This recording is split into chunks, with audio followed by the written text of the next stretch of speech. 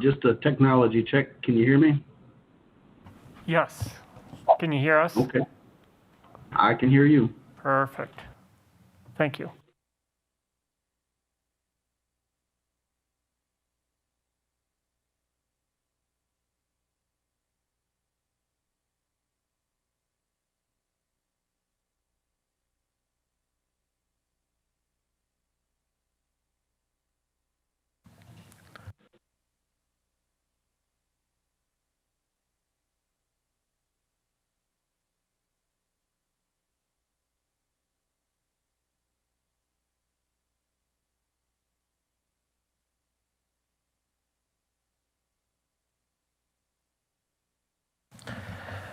Good afternoon. The time is 5:31, and I'd like to call the Business Operations and Finance Committee meeting to order. May we have a roll call, please?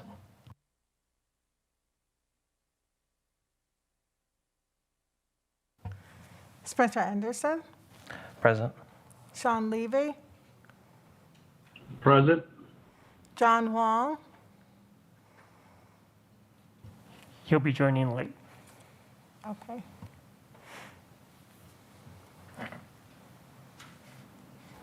That brings us to our next item of approval of the agenda. Can I get a motion to approve? Motion that we approve the agenda. And I'll second. And agenda is approved. Point of order, need to take a vote. All right, all in favor? Aye. Aye. And agenda is approved. So that brings us to our next item, approval of the minutes. Can I get a motion to approve the minutes? Motion that we approve the minutes. And I'll second. All in favor? Aye. And aye. And approval of the minutes. And we have approval of the minutes. That brings us to our next item, so 2A, and this is our financial reports for May of 2021. All right. Ms. LaPointe is on vacation, so Ms. Armstrong will be delivering the financial reports this evening. Good evening, everyone. Thank you for giving me this opportunity. I have up on the screens the financial reports for May 2021.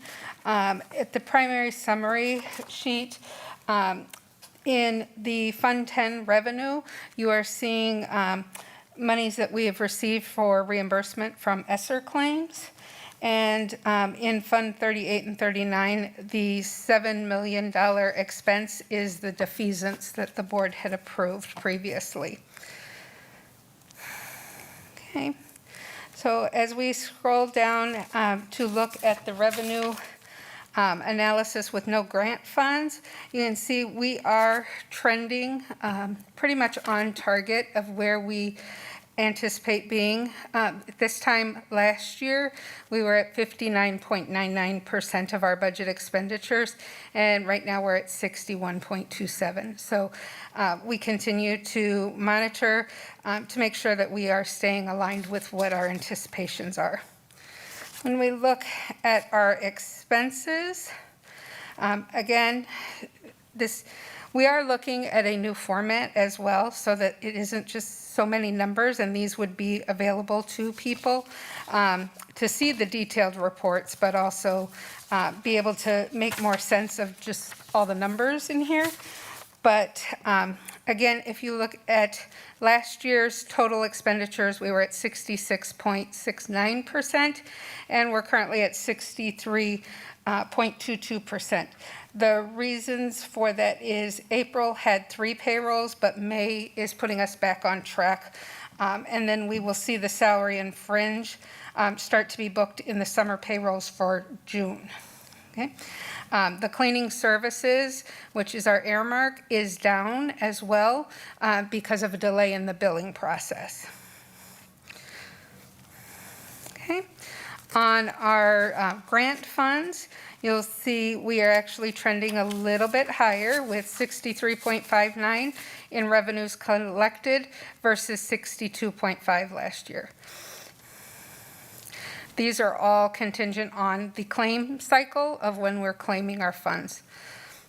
Okay, and the expense side of our grants, we are right on target actually with 73.3% versus last year at 73.10%. So as always, there are explanations of any variances at the bottom of these reports, and at this time I would entertain any questions. Are there any questions from committee members?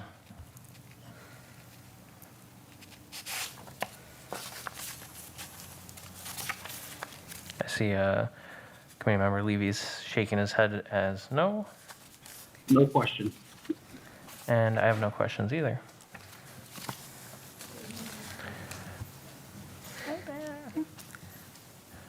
All right, so that is it for that agenda item. That'll take us to our next one, 3A, which is the budget work group update. I do believe we have to make a motion to approve the recommendation of the financials to the board for approval. Thank you for that. I forgot about that. We do have to make a motion. All right. Do So I have I'll make a motion.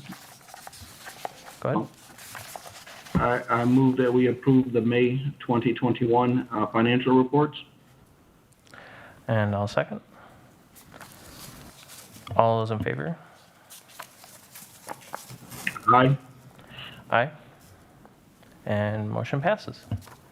Thank you very much. Okay, thank you. Now that takes us to our item 3A. And sorry about this, first time ever doing this. Which is our budget work group update.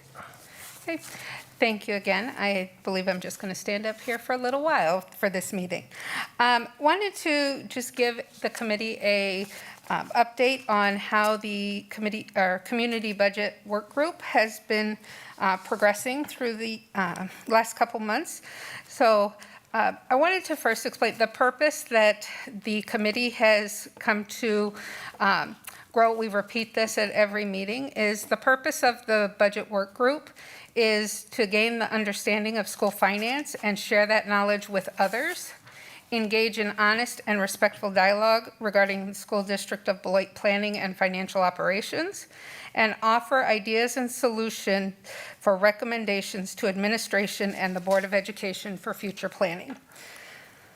Okay, at this point, we have conducted 3 meetings, March 25th, April 26th, and July 1st. Unfortunately, we were unable to schedule our May meeting, and then June was postponed just till the July 1st. So we have had 3 virtual meetings. And what we have learned so far and communicated, we've done a lot of background knowledge to help the committee understand what we do know as a school district and school finance. So we took the time to go through the actual budget process and understanding where the revenues and the expenditures are coming from for the school district. So recapping that the revenues are 86% coming from state sources, and that would be our general equalization aid and state grants. 8% of our revenue comes from federal sources, and 5% is from our local property taxes. However, when we look at the expenditure side, 64% is salary and benefits, 18.9% is purchase services, which are inclusive of our custodial, our food service, our technology, and our transportation. So 10% of our Fund 10 expenditures, are for the special ed transfer. And that is the issue that we have been addressing at length during the first couple of meetings, in that the state funding formula for special education is out of alignment. And we would hope that the increases that are being proposed will come to fruition. And then the capital supplies, or non-capital supplies, is just 5% of our operational budget. Okay. We talked about our fund balance in understanding what the district goal is to maintain a fund balance percentage between 15 and 18%, which we are within that range. And it is a percentage of general fund operational expenditures minus any one-time cost, like grants or revenue limit. If you recall, we had a discussion about that when we reviewed the policy to make that specification that we're keeping 18% of our operational expenses. And that we've seen steady growth through our fund balance, and that continued to grow until the 18-19, where we did have a deficit budget approved at the last moment, and we have been able to bounce back with our fund balance in 19-20, which fortunately or unfortunately was a result of the pandemic. We also talked about the declining enrollment effect on our grants. And then at our last meeting, we identified budget factors that have already been committed through the district in the budget matrix for professional educators and the impact for our budget for the 21-22 school year. We see a health insurance premium increase of 2%. The health administration fees for administering our program have gone up. Our insurance policies, of course, are going up this year, and the new allocations for pupil services with a reimbursement for the social work FTEs that will reimburse us half of those costs. So at this point, prior to our work, we are already looking at $916,000 in additional budget funds that have been committed. So our goal as a committee is to work around those and also address other needs that we have to make those recommendations. What we have started working on now is where to focus. Our budget needs to be aligned with these 4 areas in staff, students, curriculum, and other. Other is a lot of transportation and logistical operations. So these are the areas that we wanted to focus our energies on to where we can get the most impact for our budget dollars. We have started to talk into the state budget considerations. As we know, that is a very hot topic right now. The governor is actually poised to take action on the proposed budget that was sent to him from the state and assembly. And those will be hopefully enacted this week. So we will have some more definitives will help our planning for our next meeting. And looking at those budget considerations on if the property tax relief and the increase in educational funding, at the time of our last meeting, we did hear that the state has proposed a plan that would keep us eligible for the ESSER funds. So that was a big plus. Unfortunately, we need to make sure that they're investing more than just the bare minimum to keep us eligible. So it will be interesting to see what the governor does in the next week. The other considerations we have to talk about is federal funding. The monies coming from those COVID relief and those ESSER funds are things that we wanted to make sure the budget committee or budget work group understood that those are one-time opportunity funds. And so if we utilize those funds for ongoing expenses, we would have to have a plan on how we will sustain those actions going forward. So a lot of this work group is focusing on understanding and education on school funding and how it works, and then identifying how we can maximize the effects and the benefits for the school district of Beloit. We have changed our meeting schedule now as we get closer into this to a bi-weekly meeting instead of a monthly meeting. So our next meeting is set for the 26th of July, and we will continue to meet bi-weekly to go through the processes and identifying those priorities and where we're going to stick. And those will be provided to the board as well in the weekly updates from the superintendent. Are there any questions on the work that we're doing at the work group level? Are there any questions in the committee members?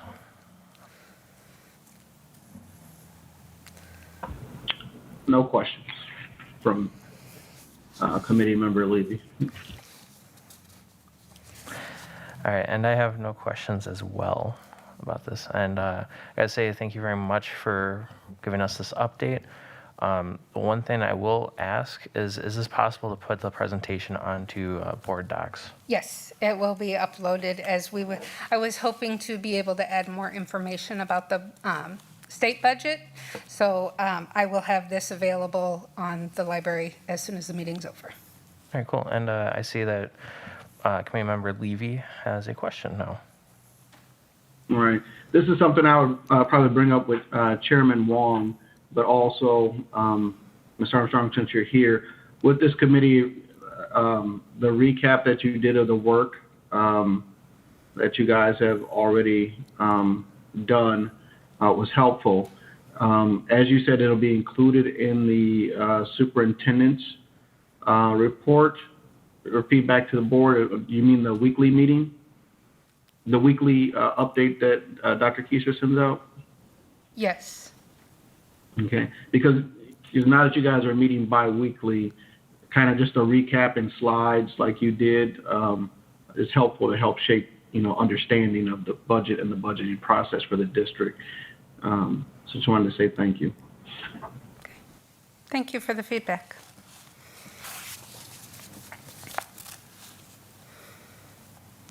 All right. So I see that this is just an informational item, so no action needs to be taken.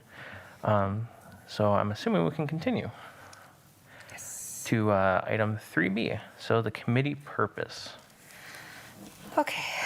At this point, I don't have the information readily available to share on my computer for the screen, so I apologize for that.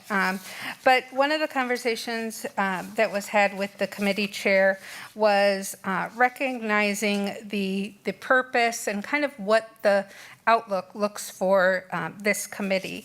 And so I have attached in board docs the policy 185.1, which is the Business Operations and Finance Committee policy, and just wanted to take a few minutes to recap this on what the purpose of this committee is to do, and that is to perform detailed exploration of plans to optimize student achievement, maintenance and development of district facilities, and stewardship of the tax dollars.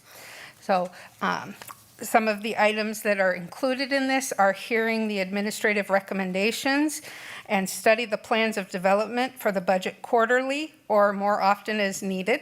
We actually report those monthly reports to you, and we will be doing a semi-annual State of the District report to the committee.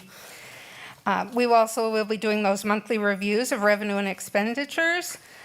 Quarterly, we will note outlays that have exceeded budget requests and determine at least line item explanation for those. Commonly, we refer to those as budget adjustments that have to be approved by the board. Periodically, we will consider costs in terms of insurance policies and financial service contracts, especially as the financial climate changes. We also want to be looking at the status of funds and properties that could be available, study and consider immediate and unanticipated facility needs, study and evaluate the 10-year plan annually, and make recommendations to the board on purchasing or selling of properties, and site selection, development, and retirement of properties. So those are the primary purposes of this function, of this committee. The list is not all-inclusive. It is just some parameters of what has already been identified that we need to be tasked with. The other attachment to the committee report is a draft of a Business Operations and Finance Committee calendar so that we can kind of gauge what we would be doing in this meeting. And of course, there will be situations where more information may be there, and sometimes some of these items are not there. Monthly, we will always have the financial reports, and we will have approving any of the purchases over $100,000 per our policy. If there are none of those They will not be on the agenda. I also included important policy committee meetings or board meetings that have impact on the nature of the work that we do in this committee, which would include any Series 600 policies that we're changing, which are our fiscal policies.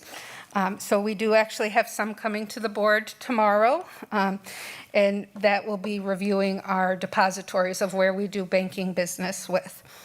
I have in August, we will again present some preliminary budgetary assumptions so that the committee knows where we're moving with our budget assumptions. And then those policies will come again to the policy committee. In September, we will start looking at the preliminary budget status. I will report to this committee where we are and what it looks like, because in October, on the October 5th board meeting, we will have the preliminary budget hearing. And then on October 26th, there will be a special board meeting for the budget hearing and adoption. That hearing must take place on a non-regular board meeting night. And since we no longer have board meetings on the fourth Tuesday, we were able to stick with the Tuesday schedule and schedule it on Tuesday. So the reason I have some additional notes out there that we have to notice that budget hearing 15 days prior to the adoption. So when we present on October 5th, that is the budget that will be presented in the paper for noticing for the budget hearing. Some are aware, but the state finalization of AIDS certification doesn't come out till October 15th. So it is normal and expected that we will see a slight fluctuation between the preliminary budget that was heard on October 5th and that final budget that will be adopted on October 26th. Okay.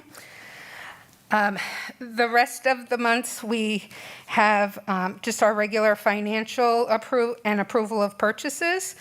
In January, we are looking at doing the State of the District financial report, which will be an in-depth, more than just your monthly financial reports, but kind of a recap of where we sit as a district mid-year. So every January, we will be presenting that type of in-depth report.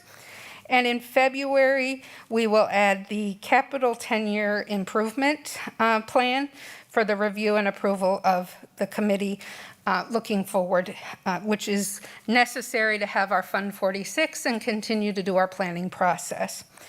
The rest of the months will continue, and of course, we will start this cycle all over again next July.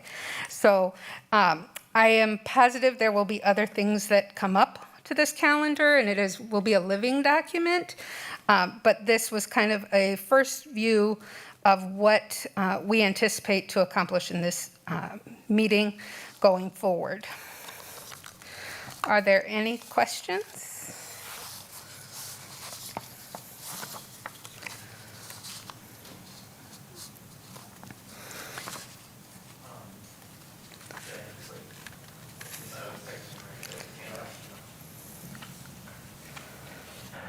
Since Chairman Wong has arrived to the boardroom, I will let him continue the meeting. You've done such a great job. I think you should continue. But I came up just the right time, so there's a couple of minutes left in this meeting, so I apologize. And thank you, Board Member Spencer, for taking over as chairperson. Are there any questions by any of the committee members? Is there anything in the chat room?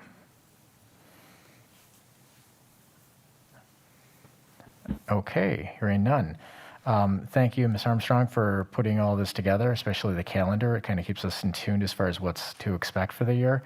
And I think it would be nice to, hopefully this is a living and breathing document that you can continue to add to and probably learn from over the course of the year. Absolutely. I did want to add one thing. I apologize. I forgot to mention that all the purchases between the $50,000 and $99,999. Those are loaded into the library under purchases within that range, so that by policy, the committee can look at those and the board can look at those purchases. So we have started loading those into the library for access.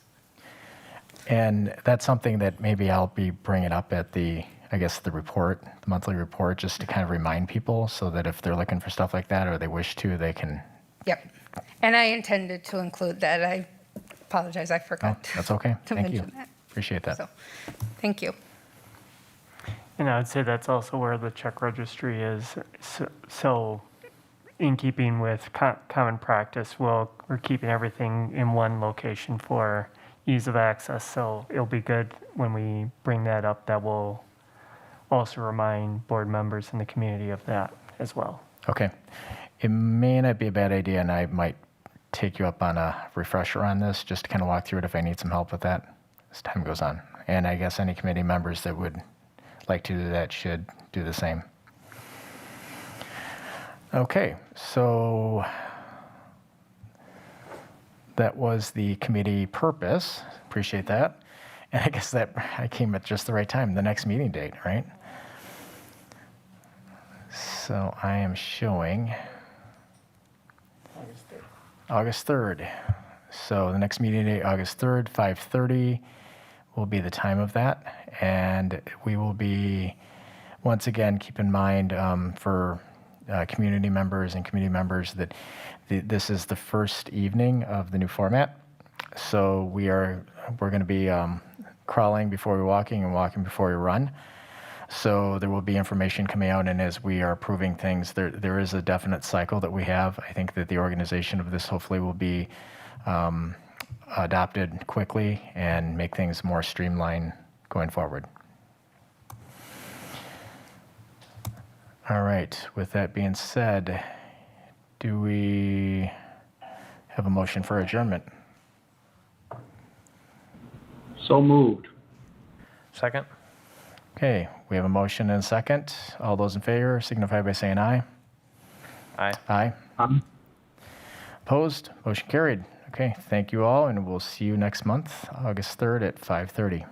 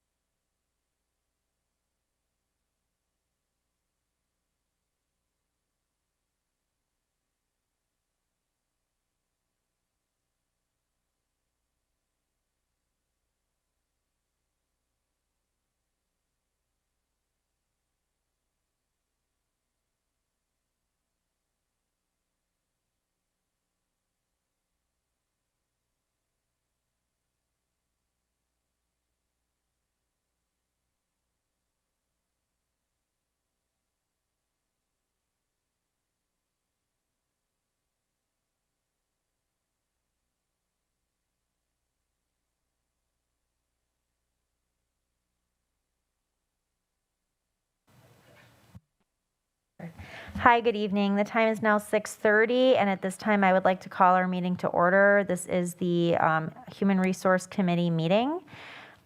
Ms. Dooley, may we have a roll call, please?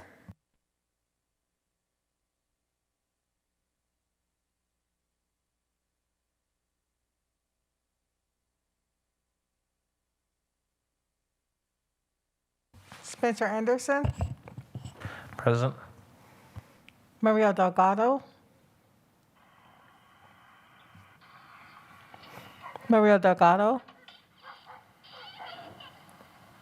Stephanie Jacobs, Here. Amy Levy, Here. Sean Levy, Present. Megan Miller, Present. John Huang. Here. Okay, the record shows that all members are present except for Stephanie, and Sir. with Miller, Wong, and Anderson in the boardroom, and Delgado, Amy, and Sean virtual. And Miss Jacobs. Pardon? And Miss Jacobs, she's virtual. Oh, okay, I missed her. Thank you. Thank you so much. We really appreciate it. That takes us to item 1C, approval of the agenda. Couple of things. If we could make a motion to move, to approve the agenda, moving item 2D as in David to item 2B as in boy. It was just misprinted on there. And if we could omit item 1D as in David, since there are no minutes to approve, since this is the very first time this committee is convening. Would anybody like to make a motion? So moved. Second, excuse me. Thank you so much. We have a motion by Levy and second by Jacobs. Is there any discussion at this time? Hearing none, all in favor, please say aye. Aye. Aye. Aye. Are there any Aye. opposed? Oh, sorry. All right, motion passes unanimously. Thank you very much. If we could clarify with Amy leaving. Absolutely. Motion by Amy Levy, second by Ms. Stephanie Jacobs. So that takes us to item 2A. At this time, would anybody like to move to convene us into closed session? Before there's a motion for that, I do have questions that are fine for open session. If we could start there. Sounds good. Go right ahead. Thank you. So my first question, I will go ahead and ask in open session because it refers to items that were publicly posted on WeCan that the public is able to access. If someone could explain to me why the position of recruiter, it's my understanding this is a full-time salaried position. Is that accurate? Good evening, Board Member Levy. Yes, that is a salaried position. Or no, I apologize. That is an hourly position. Our admin support employee group are paid on an hourly basis. Okay, thank you. So my question is, it's posted in WeCan as a starting salary of $45,000, but if you do the math on $27 an hour for a full-time position, i.e. 27 times 40 times 52, that brings you to $56,160, which is $11,160 over the posted starting salary in WeCan. If someone could explain that large difference in starting salary, that would be great. So typically, when you look at a full FTE, that's 2,080 hours that you would take an hourly rate by. However, the district uses, I believe it's 2,088 hours in a year's time for a full FTE, and that's what we use to come up with an annual salary. So if you could give me that number again of hours, 2,088. Correct, 2,088. Okay, then that actually increases the number because that's $56,376, which is well above the posted $45,000 starting salary in WeCan. Okay, let me get my calculator out here. 56, 30, okay.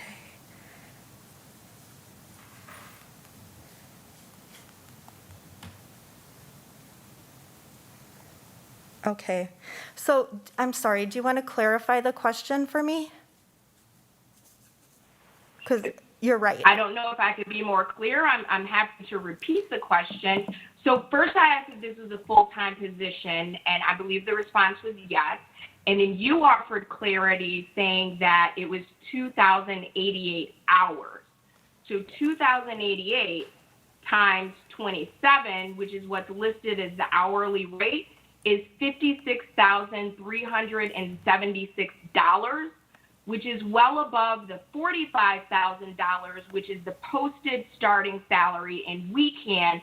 So I'm wondering why there's a difference of over $11,000 for this position. Okay, so let me back up a little bit with the starting salary that we posted on weekend. So that was when we looked at what the market would be in terms of a starting rate for a recruiter. So when you're looking at a recruiter in many different industries, that is probably about what the going rate is when we looked at area comps. When we did the salary offer for our recruiter, we looked at what our comparables are for our admin support staff in the hourly rate that they're at. We looked at her experience, we looked at her education, and we came up with our first offer. She negotiated, and we landed on an hourly rate for her. I can pull up. I want to confirm the number of hours that we use in a year's time for an FTE.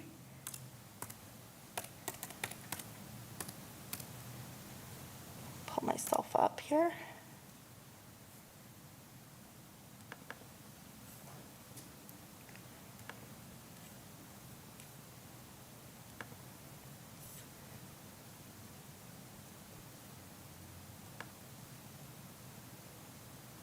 So yes, we use 2,088 hours to look at a full-time FTE.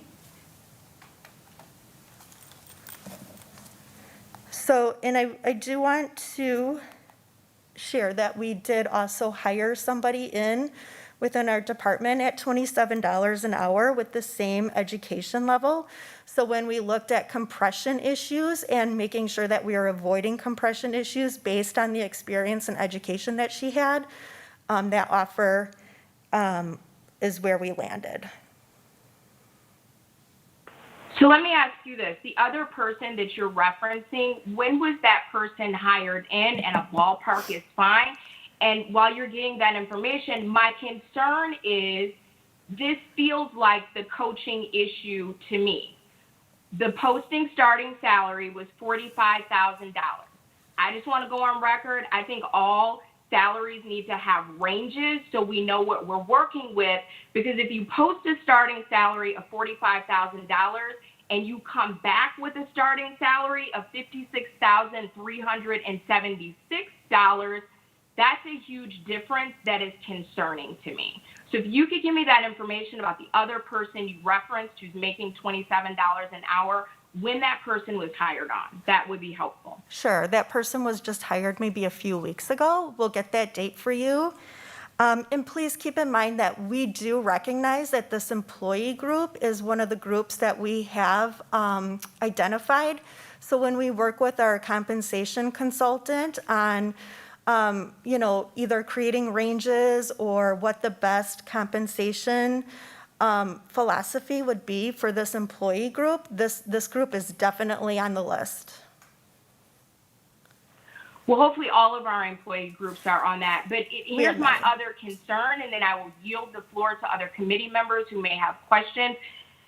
The weekend information was added because this is a new position. So if you're saying someone was hired 3 weeks ago, if that wasn't a new position, we wouldn't have a posting to compare it to. So to say, well, this was approved and they're in the same group, That lands us in the same issue that we had with the coaches, and then the response is, oh, well, the board approved it. But if the board doesn't have all the information so that we know if that dollar amount is appropriate, then that puts, I'll just speak for myself, that puts me in a tough position of knowing what is an appropriate amount. And for it to just say $27, doing the math, that's very different than what was listed, and that is concerning to me. Thank you very much, Board Member Levy. Board Member Jacobs? Thank you. Perhaps I'm missing something, but when it's on a posting says, Ms. Williams, starting salary, isn't that just what what happened recently? Even though, for example, when Mr. Levy hired Sean, for goodness sakes, Sean Winters, sorry, Vice President Levy, I'm getting all confused with my Seans tonight. When Mr. Winters hired and we had that discussion above what was starting, that's okay to do and it's pretty normal, is it not? So when you're looking at, As a starting based on experience? so when we are looking at employee groups that do have an hourly rate, that is what a starting rate is. And then we do look at the education, we look at experience, we look at where other staff members are in terms of the scope of the role that they're doing. We look at, like I said, education experience. I think when you're looking at ranges, the one thing to keep in mind is you always have a starting range, you have a midpoint, and you also have a max. Unfortunately, when we're posting and we're saying that the beginning salary is 45, we have not established what a midpoint is or a max is for a range.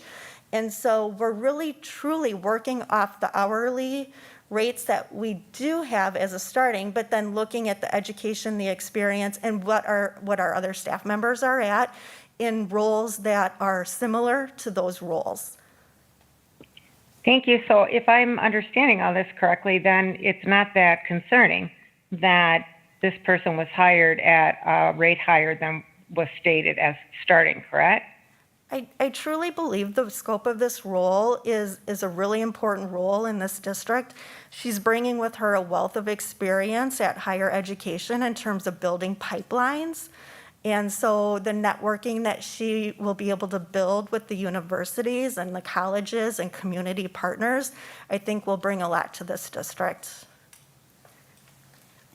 Thank you. Thank you very much, Board Member Jacobs, and thank you very much, Ms. Williams. Are there any other questions for open session at this time on any of our HR items? Can I just add? So the one person that I did clarify that was making the same amount was hired on 5/25, and that posting was advertised that the comp would be based on experience. Thank you so much for clarifying. We do have a couple questions in the chat. Board Member Delgado, followed by Board Member Amy Levy.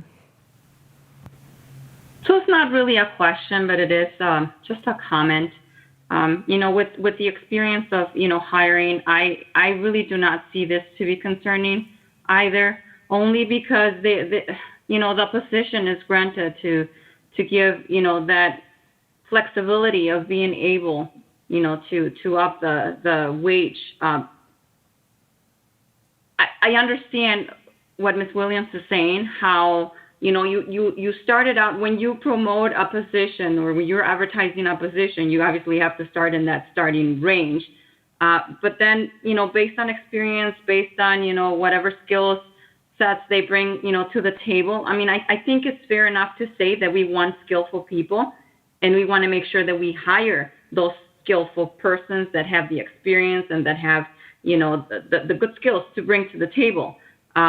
If we didn't have that flexibility, I think it would be harder for us to hire qualified candidates that would bring, that would be an asset to the district. So, in my opinion and my experience as well in hiring, administrators and supervisors, it's a common practice. Thank you so much, Board Member Delgado. Board Member Amy Levy, and then Vice President Sean Levy. So just one quick question on the recruiter position, and then I have other questions for open session, which I'll hold until everyone has their say on this. I am concerned that the starting salary, even after looking at the comparables and what we have going on internally, was over $10,000 off of what was posted. I think that signals that we need to do a better job of posting a starting salary. Experience, I don't think typically bumps you up $10,000, so 25% of what was posted. Thank you very much, Board Member Levy. Vice President Levy? Yes, I think it's important to remember for our district when it comes to compensation that is a legacy cultural issue, one that many employees and different employee groups have expressed their dissatisfaction with.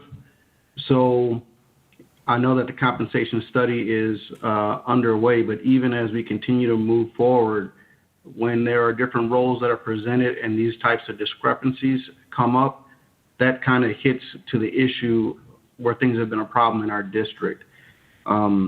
Secondly, I personally was holding my tongue on the recruiter position, but in my experiences, most of the hiring for administrators and teachers is kind of coming through WeCan. I know that we are looking at using different processes or posting in different places. But for the licensed educator employment that happens, primarily we're talking about teachers and administrators in the state of Wisconsin, and even people from the outside, they look to WeCan because that's where they know the jobs in Wisconsin are at. I'm all for a increased pool of diverse candidates that we might be able to diversify our teaching staff and find the right people. And when I think about the hiring that we do in the school district for certain positions, this happens at a certain time.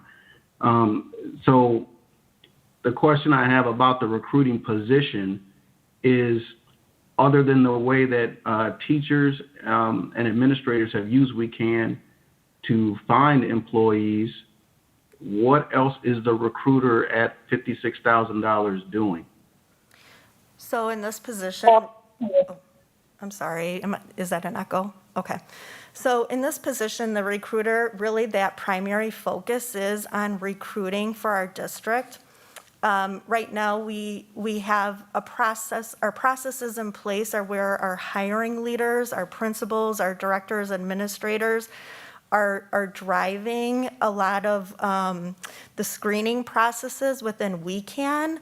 And so in a sense, that can drive some inconsistencies where our recruiter, being that first point of contact, will be looking at all applications to ensure that each candidate meets the minimum qualifications to be passed over for interviews.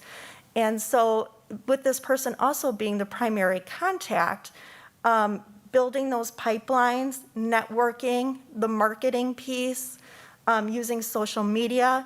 We know that people don't necessarily come to us to look for a position. We need to look and see what we can do for outreach. And so when we have one person that's a point of contact that is driving those activities and those tasks, that helps diversify our workforce. It's a better experience for our candidates. And so we'll be able to collect better data to really understand what our hard to fill positions are. That helps with our retention efforts. It helps understand like where we drive our efforts with compensation practices.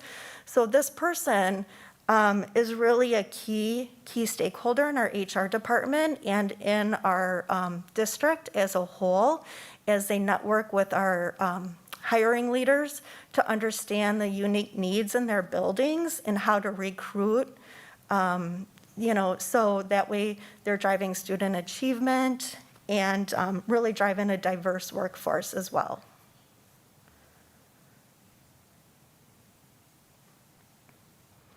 Thank you very much, Ms. Williams. Vice President Levy, I saw you have a second question mark in there. Did you have something else? Yes. So I don't want to get, because we're keeping it for open session, but in terms of recruiting, still, so there are pipelines that are being developed to Hispanic serving institutions, pipelines that are being developed to historically black colleges and universities to increase that diversity pool. So that is some of the projects that we have in the queue for the recruiter.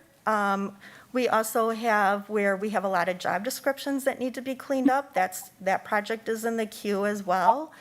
Like I said, networking with community members, universities, anywhere that we can tap into any resources, and really thinking creatively, like in terms of how we recruit a diverse workforce. And secondly, the hiring leaders, my general understanding of the process, postings get posted the weekend, principals scan for their openings in their building. So there is now a shift in our district in the hiring process where the principals will not be the first line hires. In that process, it's going to move to the recruiter. Correct. So the recruiter actually will be able to look at all the candidates' qualifications. And so when you're looking at a job description and you're looking at those minimum qualifications that's needed to support the scope of the role, that recruiter will look at that job description and make sure that all the candidates meet the minimum qualifications, and every candidate that meets those minimum qualifications would be extended an interview. So go ahead. I'm sorry. Go ahead. Right now, as it's distributed between the different schools, there's one principal in the building that kind of does that. And now all of that work is going to be done by one person for the whole system? Yeah, so the recruiter will actually not only do the screening and pass candidates off to the hiring leader for their interviewing, but then also our reference checks will be automated as well. And so all of that data in those movements within the pipeline will be housed within Frontline. So we're able to collect where people are within the pipeline as well. So, and when I'm saying pipeline within Frontline, that's different than a grow your own pipeline that we want to do for growing our own. Okay, I was just going to interject because I'm noting the time, and since I believe there's been discussion on the position already, if we have questions about the hire, that's definitely something that we can discuss in closed if that's what the board feels is, or the committee, I should say, feels is appropriate. So I guess at this time, if anybody else has any comments or thoughts on the position itself, I'm going to ask us to kind of put a pin in that for the moment. Vice President Levy, did you have anything else for open session at this point? No. Okay, thank you so much for that, and thank you very much, Ms. Williams. Board Member Wong, did you have anything else for open session? No, my question was more about the position, and then it was, let's just move on. Okay, sorry about that. Thank you. And I know Board Member Amy Levy, you said you had additional open session questions, so I'm going to bounce back to you. If anybody else would like to ask open session questions, please do put a question mark in the chat. Thank you. I'll be brief. My first question is the intermediate principal at Cunningham. There was no, everyone else in that column had notice given on, so I was just curious as to when notice was given of that resignation. We received notification before 6:30.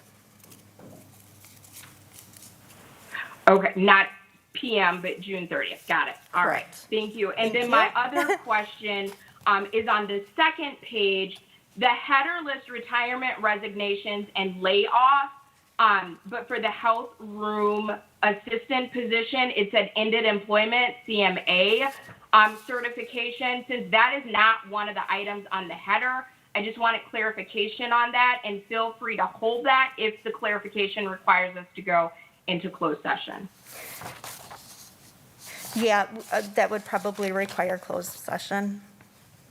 Perfect. Thank you. That's it. Thank you so much for your questions, Board Member Levy.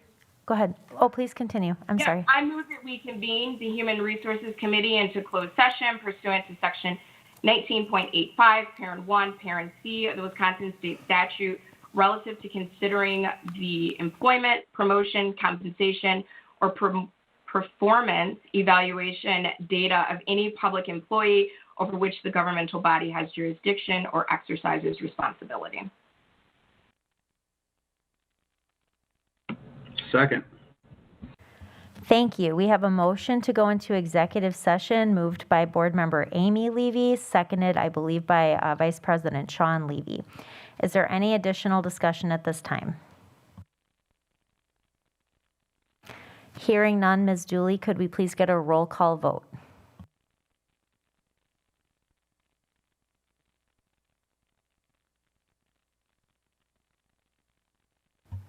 Sorry. Spencer Anderson, Aye. Stephanie Jacobs, Aye. Maria Delgado, Aye. Amy Levy, Aye. Sean Levy, Aye. Megan Miller, Aye. John Wong. Aye. The vote is unanimous. Thank you so much, Ms. Dooley. At this time, I know we have 4 minutes till our regular business meeting, so I don't know if there's anything that we can put electronically for those folks who might be tuning in at 7 for the business meeting to indicate that we're enclosed. I will check with tech. I appreciate that. Thank you so much. Let's take about a 3-minute recess while those of us here in the boardroom move into the closed session room, and everybody should have received a link for closed session. See you shortly.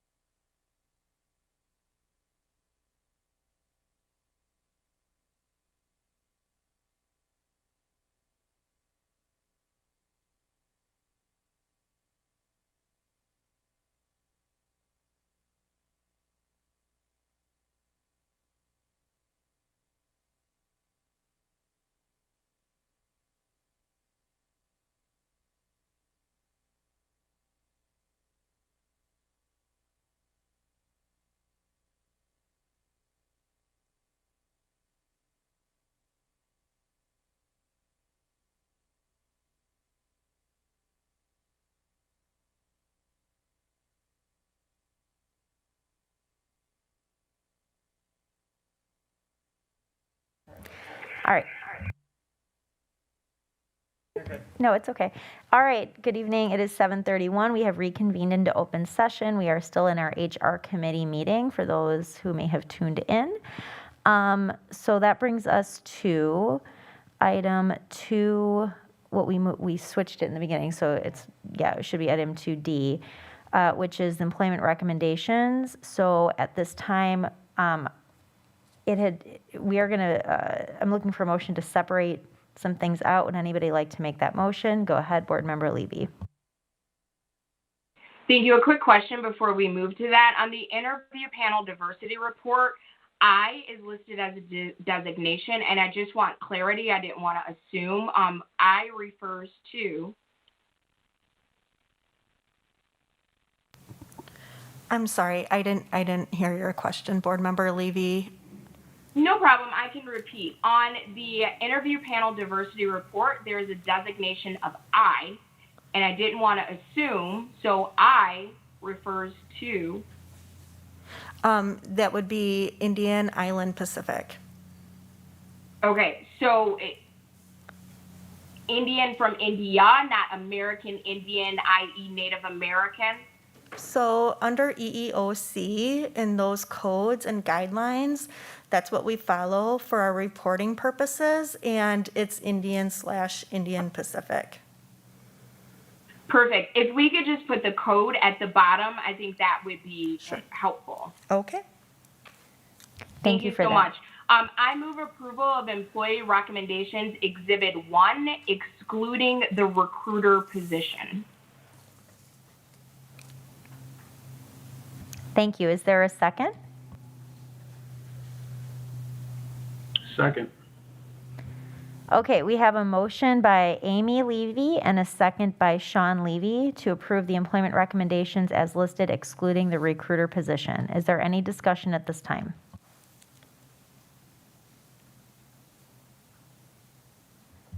All right, hearing none, all in favor, please say aye. Aye. Aye. Aye.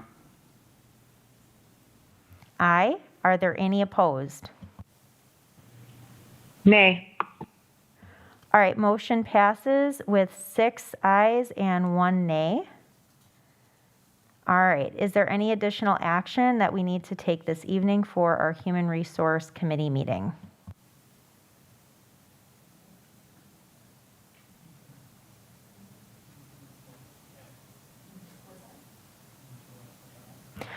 All right, at this time, we need a motion then to vote to approve then the employment recommendations as put forward by the committee. Point of order, it would just be the recruiter position because employee recommendations exhibit A was just approved. Oh, okay, sorry about that. So looking for a motion on the recruiter position.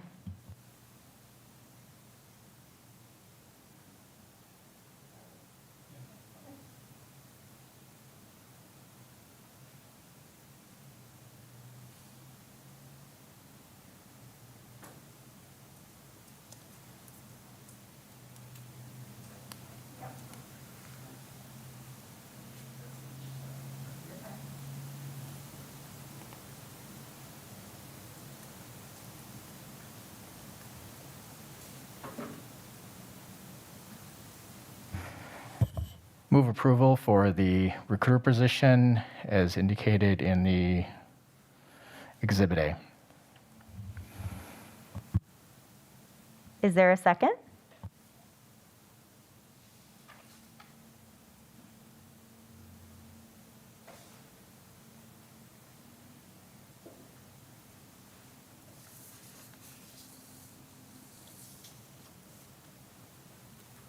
Is there a second?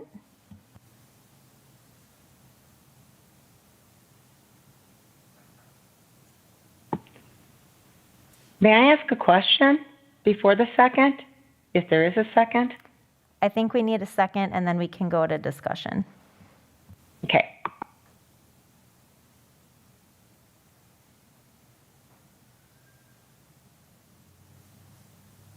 Okay, Could motion. Go Member ahead. Wong please repeat that? Move approval of the recruiter position as indicated in Exhibit A. All right, so last call for a second or motion will fail to get a second.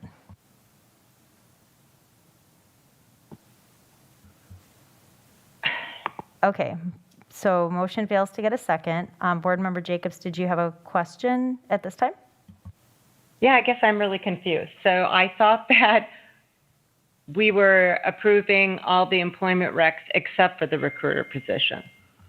So we did just pass that motion to approve all of Okay. the employment recs. And so since the recruiter position was separated out, we have to take some kind of action this evening on that position. And that's what Board Member Wong was doing to say approval for it. That's where I wanted to ask the question, but because of Robert's rules, I couldn't second it. Okay. Okay, yeah, I mean, yeah, we could have seconded it. It's Well, okay. It gets really frustrating with the Robert's rules. Sometimes they really tie you up. So I guess I'm going to make a motion then to approve. Can I make a motion? Point of order, since the motion did not receive a second, I don't believe we can revisit that same motion on the same night that it failed to receive a second. Even though I didn't understand because of Robert's rules. Correct. Correct. Would anybody else like to make a different motion at this time? Oh, Vice President Levy, go ahead, please. No, I don't have a different motion, but just some understanding as we talked about how we were completing our work in committee. Things that don't pass out of committee, like the recruiter position, they're still in the committee where the work is taking place. It's not going to come forward today, but it is still in the queue of work to be done. That was what we talked about at our governance meeting and in our last meetings as we switched to the structure. So I understand what Board Member Jacobs was saying about maybe not fully understanding all of what is happening, but it has not disappeared and gone away that it'll never come back again. It's just not going to move forward tonight to the business meeting to be taken up, but it will probably be brought back again in some manner. Just to add on, Vice President Levy, being a committee of the whole, it will not come to the business meeting because it is being formally approved by the full board in committee, so it won't need to come to the business. However, we will need to have a motion to postpone the position to the next HR committee meeting so that there is a formal action on that now that we've separated. So there, we do have to take some formal action on the position tonight. Thank you very much, Dr. Keiser. Board Member Levy? We had the opportunity to take formal motion and the board declined, so I don't believe the onus is on the board. If the administration would like to bring this back to the committee of the whole, that is definitely your prerogative, but there wasn't a second for the motion, so we are done with the business of the recruiter for this evening. So before I go to Vice President Levy, we could make a formal motion to postpone, or the administration could bring it back as you just described, just to clarify. And we do have an option to take that action. Do you want to go ahead, Board Member Levy? Right. So, and thank Dr. Keiser for pointing out, right, what I explained to Board Member Jacobs was different because we were talking about, I was speaking of when we are in our subcommittees, that things don't get to the full board, but yes, we are a committee of the whole. So just understanding again and explaining, and even for myself thinking, as Dr. Keiser pointed out, that, and as Board Member Levy said, that business is done for this evening. Whatever the administration would like to do with that again is when we would see it again as a committee of the whole, correct? If they were to bring it back or whatever, it would come back again at some other time than tonight. All right, Rob, since you're here this evening, do you want to weigh in on this at all? The administration has the ability to bring it back as a committee of the whole. Even though the motion failed, the board could give direction to the administration whether it wants to see this issue or not. That could be in the form of direction by consensus or by motion. I don't think that motion would be out of order. Thank you. All right, so we have, I guess at this time, we have a couple of options. We can take a motion, just to clarify here, and I'll just double check the agenda. So this is the last, I believe the last piece of this section 2 in our Human Resource Committee, which is a committee of the whole. We can either find consensus or take a further motion on the recruiter position, or we can move on, which would just be to just discuss the next meeting date and adjourn. So we have, thank you very much, Mr. Buikema, for explaining that. So we have a few different things that we could do here. So I will leave it up to the board.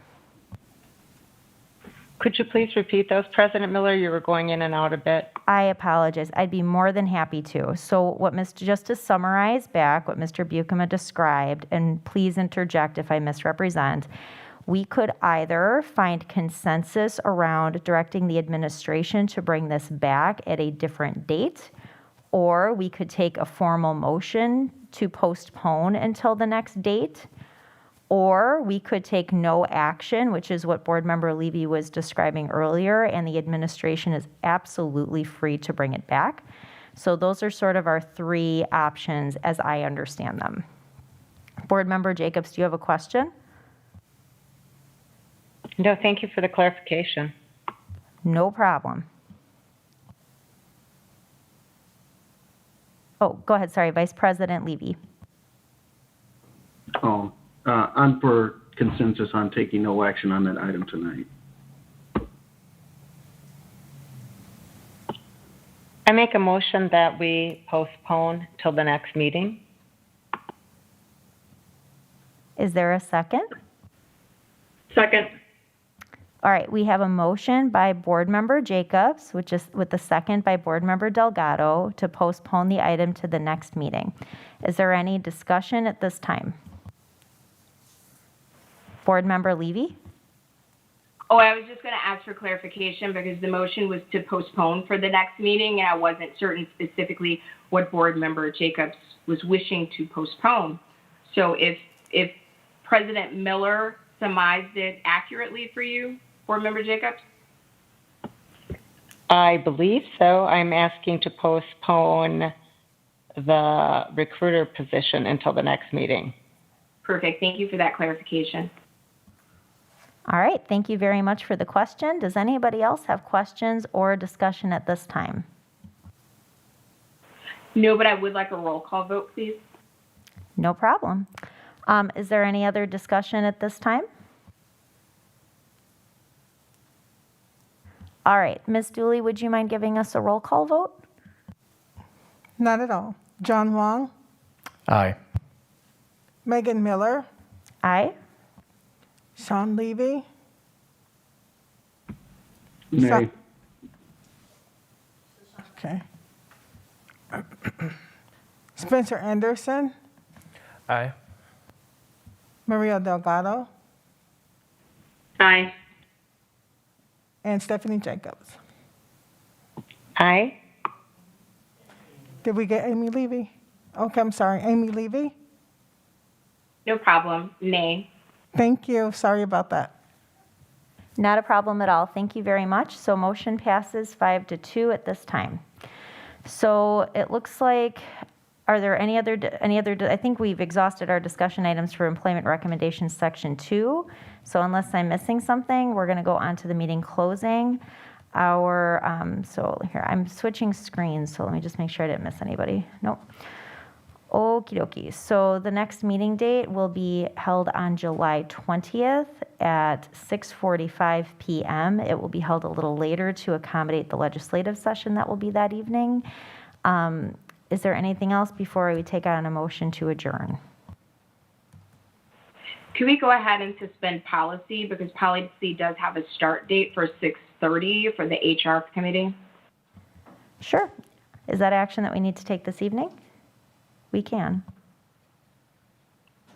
I move that we suspend policy in order to begin the HR published start time at 6:45 instead of 6:30 p.m. for Tuesday, July 20th. Thank you. We have a motion. Is there a second? Second. Great. We have a motion by Amy Levy, a second by Spencer Anderson. Is there any other discussion or questions at this time? Hearing none, all in favor, please say aye. Aye. Aye. Nay. Aye. Are there any opposed? Great. Thank you very much, and I appreciate you noticing that, Board Member Levy.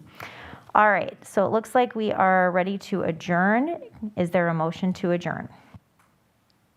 So moved. Second. All right, we have a motion by Amy Levy and a second by Stephanie Jacobs. All in favor of adjourning, please say aye. Aye. Aye. Aye. Any opposed? All right, so the HR committee meeting here is adjourning at 7:47 p.m. We're going to take like a 1-minute recess, and then we will get ready then to start our business meeting. So if anybody needs a minute to collect themselves, that's great. Thanks. We'll start.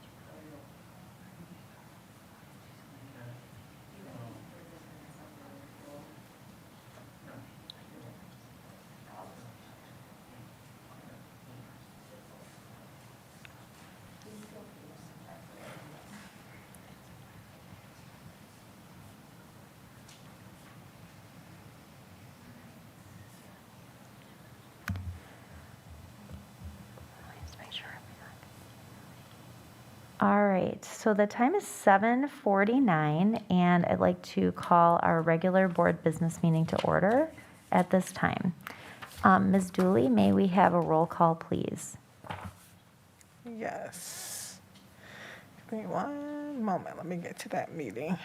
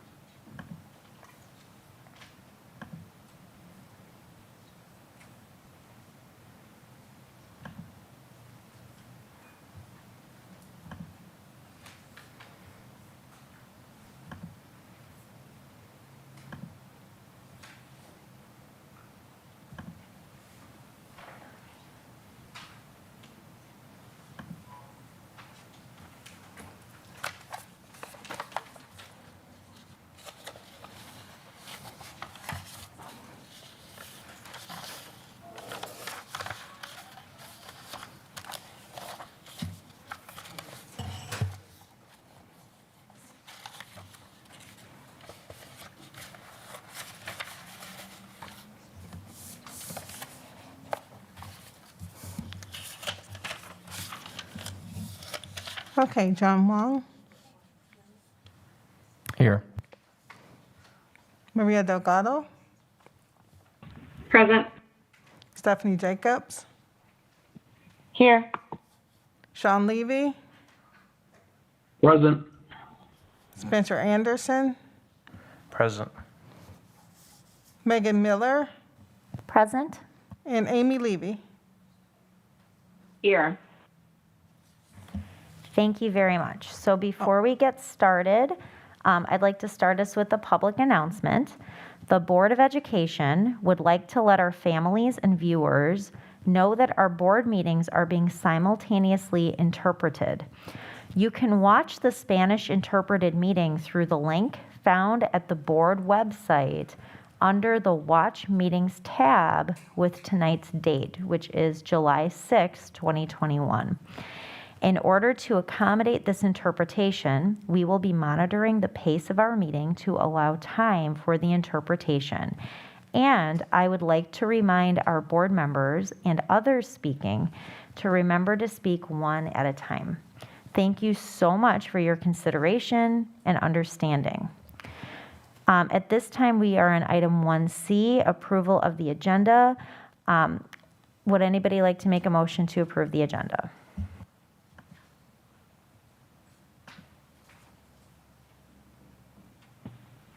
So moved. Second. Okay, we have a motion by Jacobs and a second by Delgado. Is there any discussion on the agenda? Hearing none, all of those in favor, please say aye. Aye. Aye. Aye. Aye. Aye. Are there any opposed? All right, motion passes unanimously. At this time, if we could please rise for the Pledge of Allegiance. Thank you. I pledge allegiance to the flag of the United States of America and to the republic for which it stands, one nation, under God, indivisible, with liberty and justice for all. Thank you, everybody. That moves us to item 2A, which is our recognition of Kana Wong, who is our student board representative. At this time, I'd like to hand it over to Ms. Christopa. Actually, it'll be me. Just kidding. No problem. So tonight I would like to take a moment to thank and recognize Kana Wong for his participation on the Board of Education as the student representative. I know that Kana can't be here tonight, but it's important that that he's able and the community is able to hear these words. Kana gave his voice to his peers this past year in a way that enabled them to be heard during an unprecedented time in our district, community, and country. Kana created and shared the results of student surveys that highlight student experiences, concerns, hopes, and expectations during this past year. He always came prepared and ready to present and update board members in our community with a comprehensive report on the happenings at Beloit Memorial High School. And I know that I appreciate and the board appreciated his professionalism, timeliness, and thoroughness in his reporting. Kana is a leader among his peers, and he represents our high school and our community at the highest levels. John Quincy Adams said it best: if your actions inspire others to dream more, learn more, do more, and become more, you are a leader. We all wish Kana all the best as he sets off to Syracuse University this fall, and we thank him for his participation on the Board of Education this past year. And as a token, we have a pen that in a case that I'll be handing to Board Member Wong so that he can turn it over to Kana next time he sees him.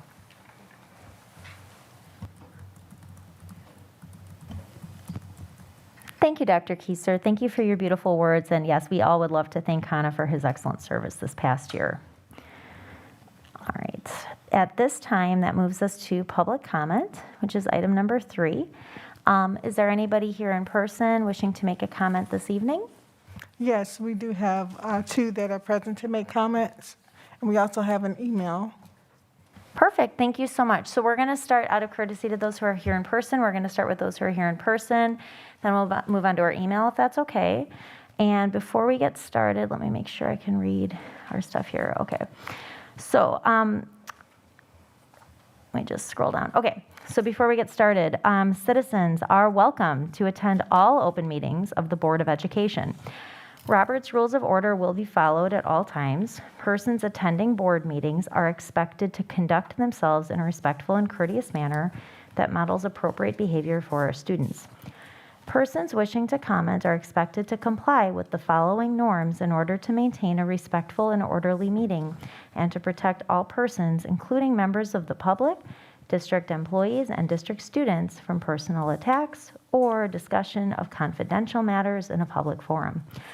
Comments should be directed to members of the Board of Education and not district employees, students, or other members of the public in attendance at the meeting. Comments that attack any individual personally or professionally or are derogatory or demean others will not be tolerated. Personnel matters or concerns regarding specific district personnel are not appropriate topics to be addressed during an open meeting and should be handled in accordance with district policy and procedures. Concerns or questions regarding students will not be allowed. Comments regarding another individual's membership in a legally protected class, i.e. race, sexual orientation, religion, etc., is strictly prohibited. Response from the board will be limited to clarifying inaccurate information, seeking additional information from the citizen, or acknowledging that the citizen has been understood. The board will not debate with the citizen, and the board may not take action on an item raised during public comment that is not on the meeting notice or agenda. The chair will interrupt and rule a citizen who violates any of these norms out of order. If ruled out of order by the chair, the person's opportunity to address the board will end immediately and the microphone will be turned off. A citizen who violates these norms may be restricted from making public comments at future meetings. Thank you for your participation and courtesy. All right, whoever would like to go first? Okay, we have Tim Verder residing at 1516 Wintrace Court. Thank you. He will be commenting on the reopening. Thank you. Good evening. My name is Tim Vedra. I live at 1516 Wintrace Court in Rockton, Illinois, and I am the Beloit Education Association president. Board members, the Beloit Education Association would like to thank you, Dr. Keyser, and the district administration for the actions taken thus far to secure a safe environment for students and staff during this pandemic. That careful planning and implementation has led us to this much anticipated moment with the full return to face-to-face instruction for the 2021-2022 school year. Dr. Keyser and his leadership team have developed an excellent plan that will allow us to safely return our students to the classroom full-time, 5 days per week.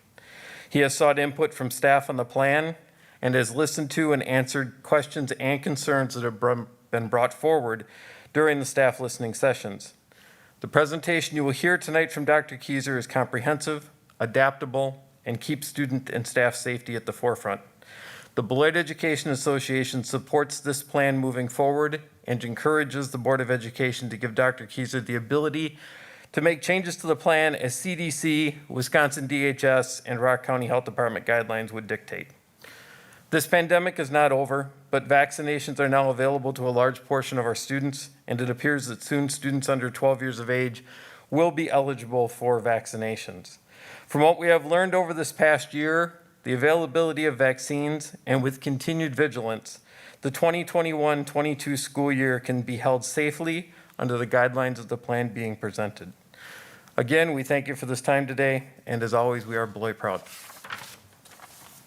Thank you very much, Mr. Vedra, for taking the time to speak this evening. Would our next speaker like to approach the microphone? Okay, we have Mary Ann Svian. I'm sorry if I'm mispronouncing her name. And she resides at 1131 Ritzner Street. She will be commenting on mass choice. Thank you.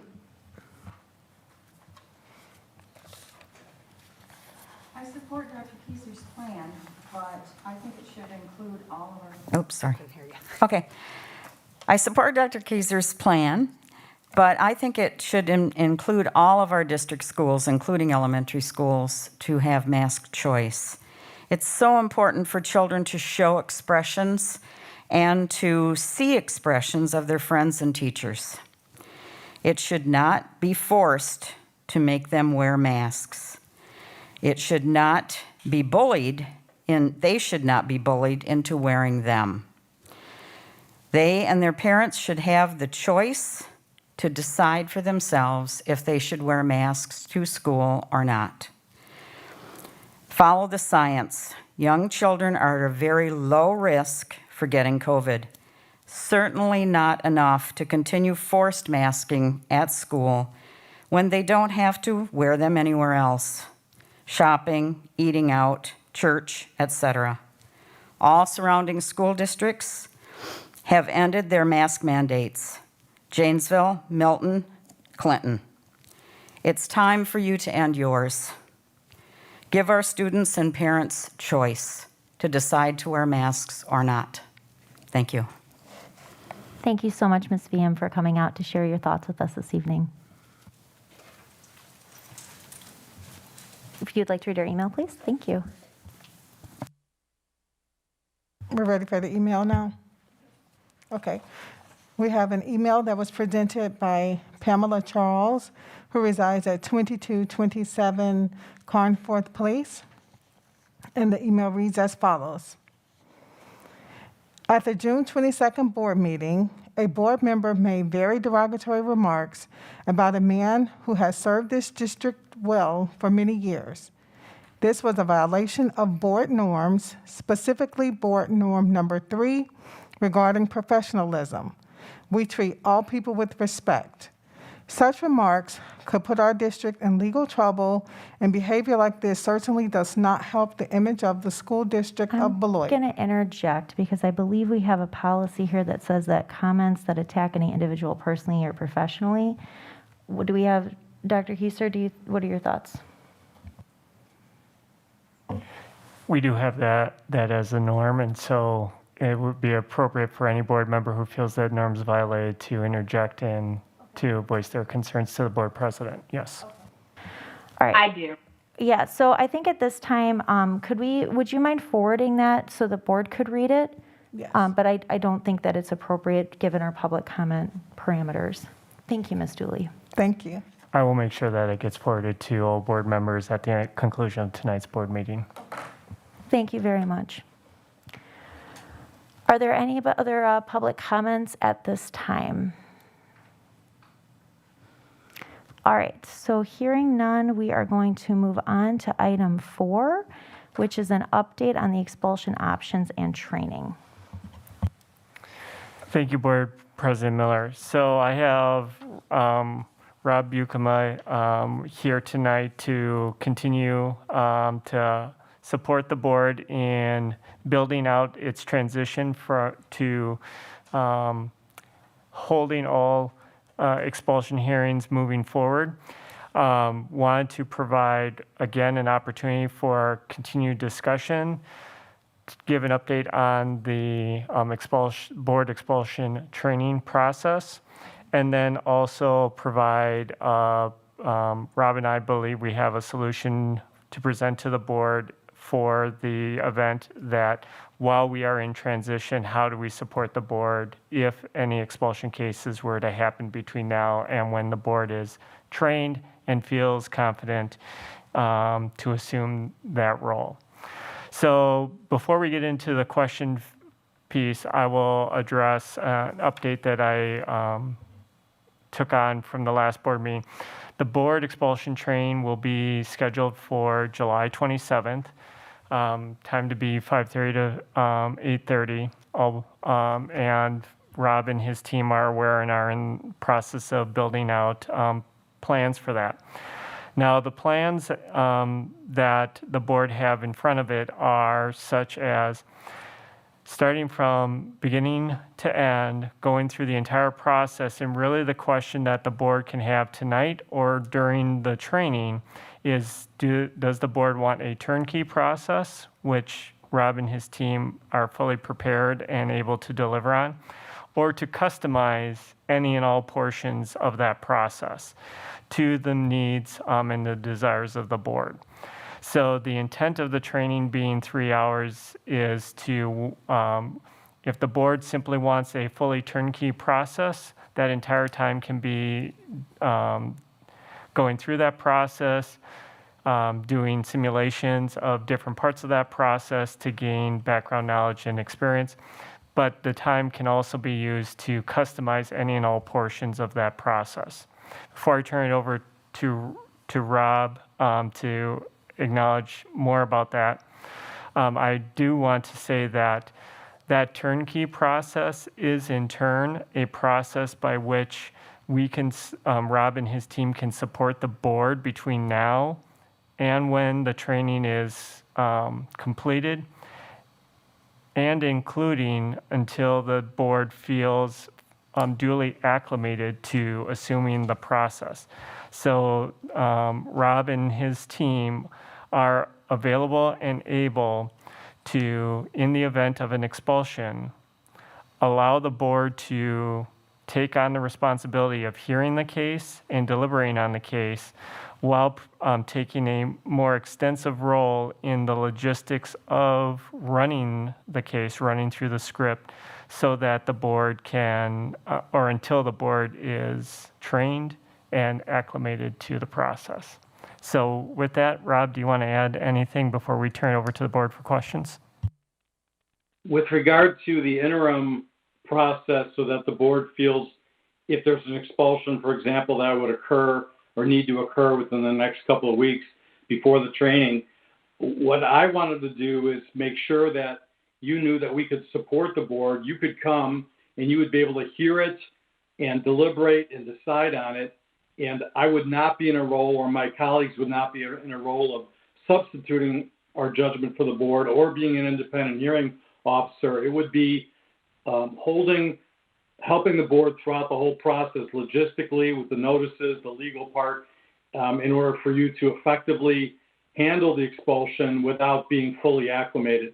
And so if you look at it on a longer transition basis, as you become fully acclimated, as you become fully confident, the need for that type of guidance may diminish. Now, you may decide that you want legal help under certain circumstances in the future, and that's not what we're saying. But in the short term, a good interim step would be to help you run the hearing effectively and to allow you simply to attend and decide as you needed to. So that's how we would envision an interim plan.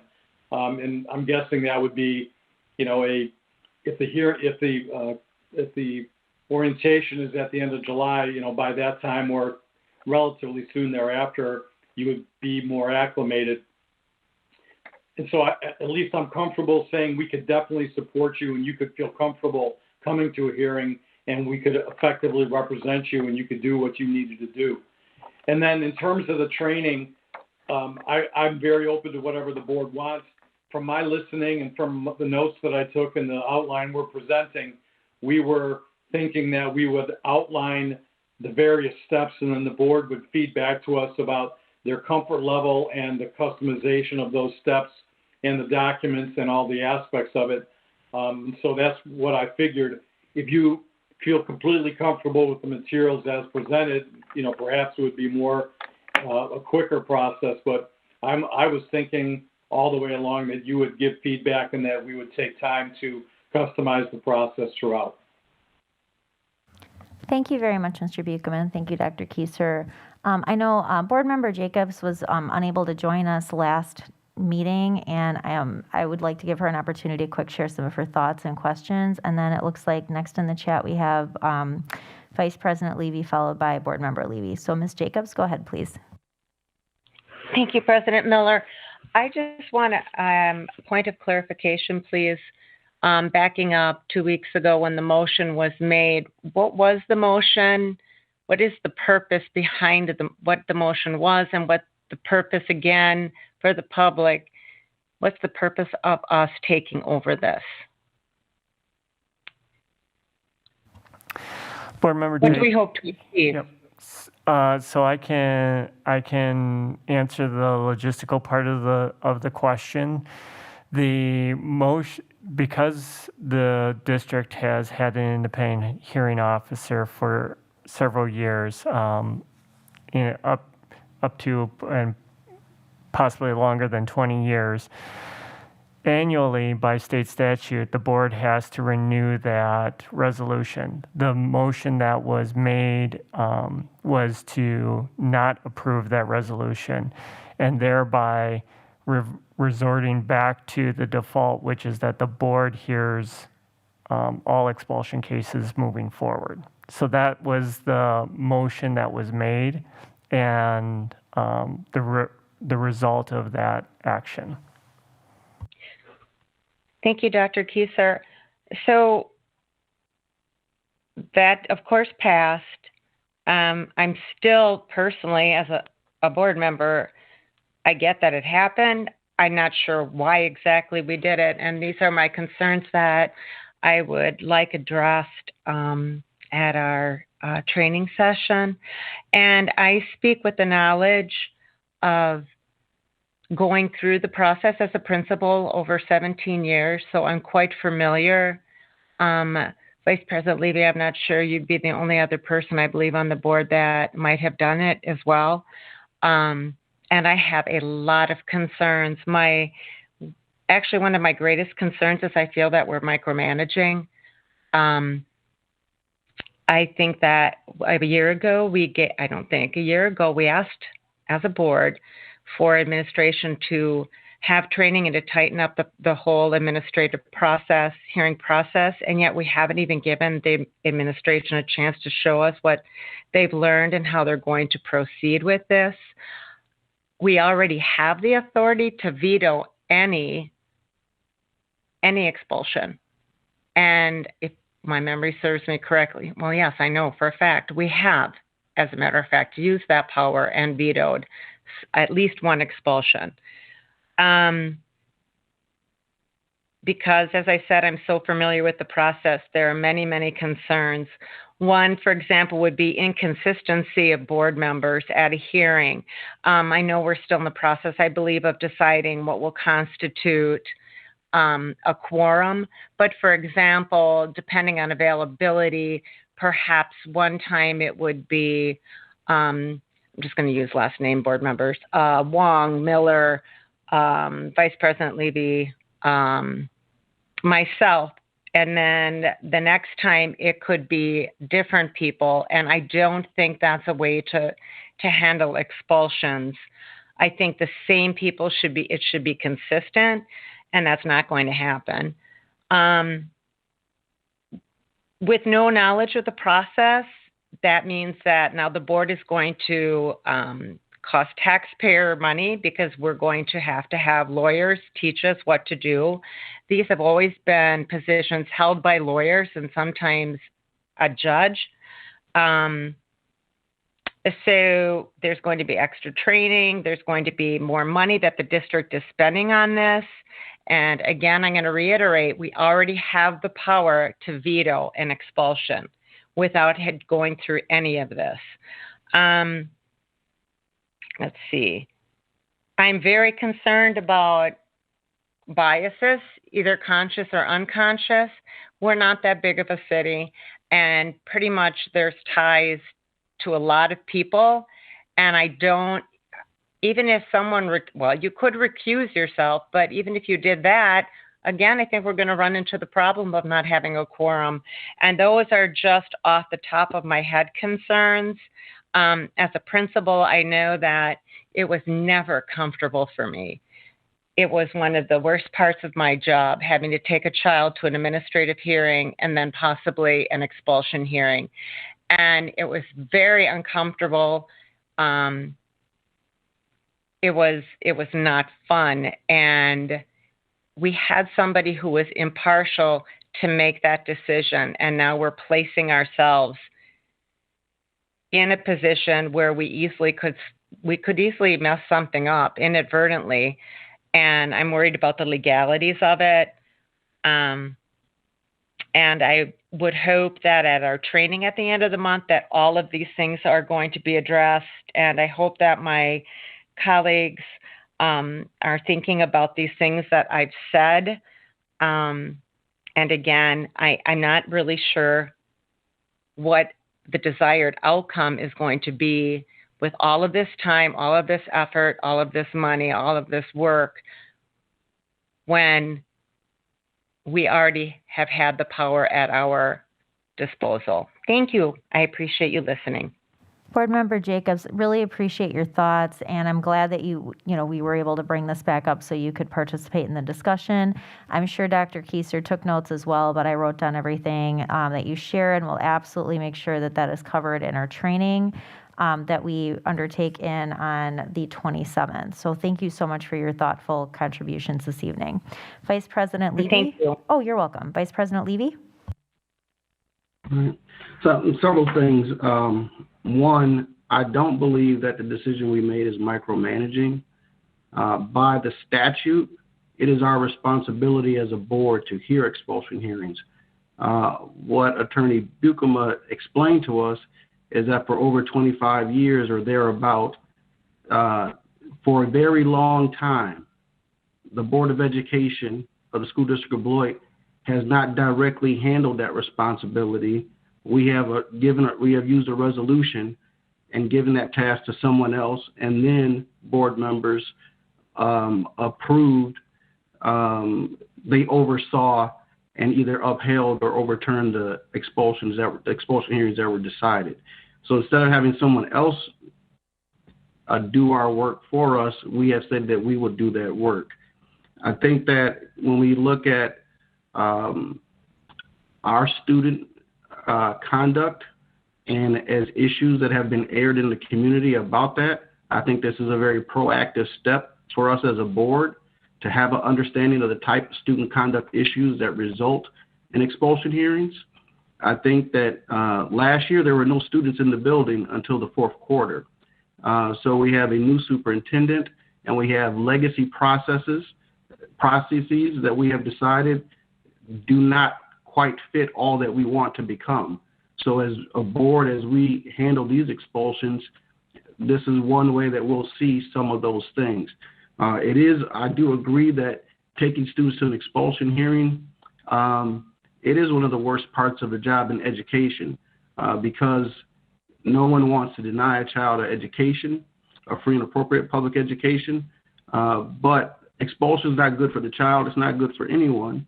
But when we make those decisions, and I'm sure this is some of the direction that we'll receive, is that when we make decisions that we have to expel a student or that the needs of the districts demand it, it's because the expulsion, the behavior of that student is such that it's impeding our ability to provide a safe learning environment and a learning environment that's appropriate for other students. Each student discipline situation is different, so it doesn't matter what will be there in terms of a board, because what happens with the board is that there's a quorum. Yes, the quorum could be the number of board members participating in an individual hearing is different, but that's no different than school board meetings where a quorum is established, but all board members may not be in participation, so the vote is different. Each student situation is different. It is my preference that we have these meetings in closed session, which is how most of them will be conducted, I assume. We'll have to make a decision about that. But board members are always asked whether they can be fair, and if they decide that they cannot, if the student involved is a relative or close family friend, those are moments where people are expected to recuse themselves and not participate. That's also the reason that I would not like to have the information provided to the board before the expulsion hearing, because in my experience, I've seen it done where all that information comes once. And so I know an issue that had been addressed before was it like double reading. But what the board had been doing is after the expulsion was decided, individually board members were looking at the evidence and what was presented, and then coming to understand why things were decided. The lawyers teach us what to do. I think that in this last address, and this kind of brings me to the point, I do prefer what Attorney Buckham said about the customization of our process. I would assume that he's going to start with the turnkey that is developed and then say, hey, guys want to go left or right, up or down on this issue. So I think that will meet our needs. And then lastly, because we do have a new superintendent, I'm concerned that outside of having lawyers, we don't have the administrative capacity to handle some of these situations. One of the things that dawned upon me at the last meeting, it's the board's work to perform the expulsion hearing, but the 7 elected board members have day jobs, so we're not the ones in the office sending out the notice to the students. But on behalf of the district, someone's got to do that work. So when I thought about it, I said, if we haven't performed this in the last 25 years or sometime thereabout, it's not as easy as going to your Google Drive and pulling out notice and sending out to students letters. So there's some capacity building that I want to ensure that we have as a district. So I think it's important for us to be trained by lawyers, since we thought them good enough to conduct the hearings, that they train and make sure we have appropriate documentation. And that's something that our administrators have experience with. Because in the end, with the administrative hearing officer that does the independent hearing for us, and then the independent hearing officer that heard the expulsions, those are administrative capacities that school administrators should demonstrate to understand what's expellable, what is an expellable offense, and even understand what the desires of your school board is in that manner. So I think that it's appropriate that we do work with the lawyers to conduct this, and in the end, this is a part of us taking responsibility for student behavior in our district. Thank you very much, Vice President Levy. Board Member Levy, followed by Board Member Wong. Thank you. I think it's inappropriate to use our training time to relitigate the decision to reject the resolution. So unless a board member would like to make a motion to rescind the motion to reject the resolution, I don't think we should be of two minds. If that motion is not being placed on the table and receiving a second and a positive vote, I don't think it's fair to spend our training time debating whether this is a process we should be doing. A couple issues that came up with consistency and who would be attending, I think that is laid to rest by the fact that all of us will be trained, which will provide consistency with a quorum that is established to hear these. And then there was also a concern about additional costs to the district.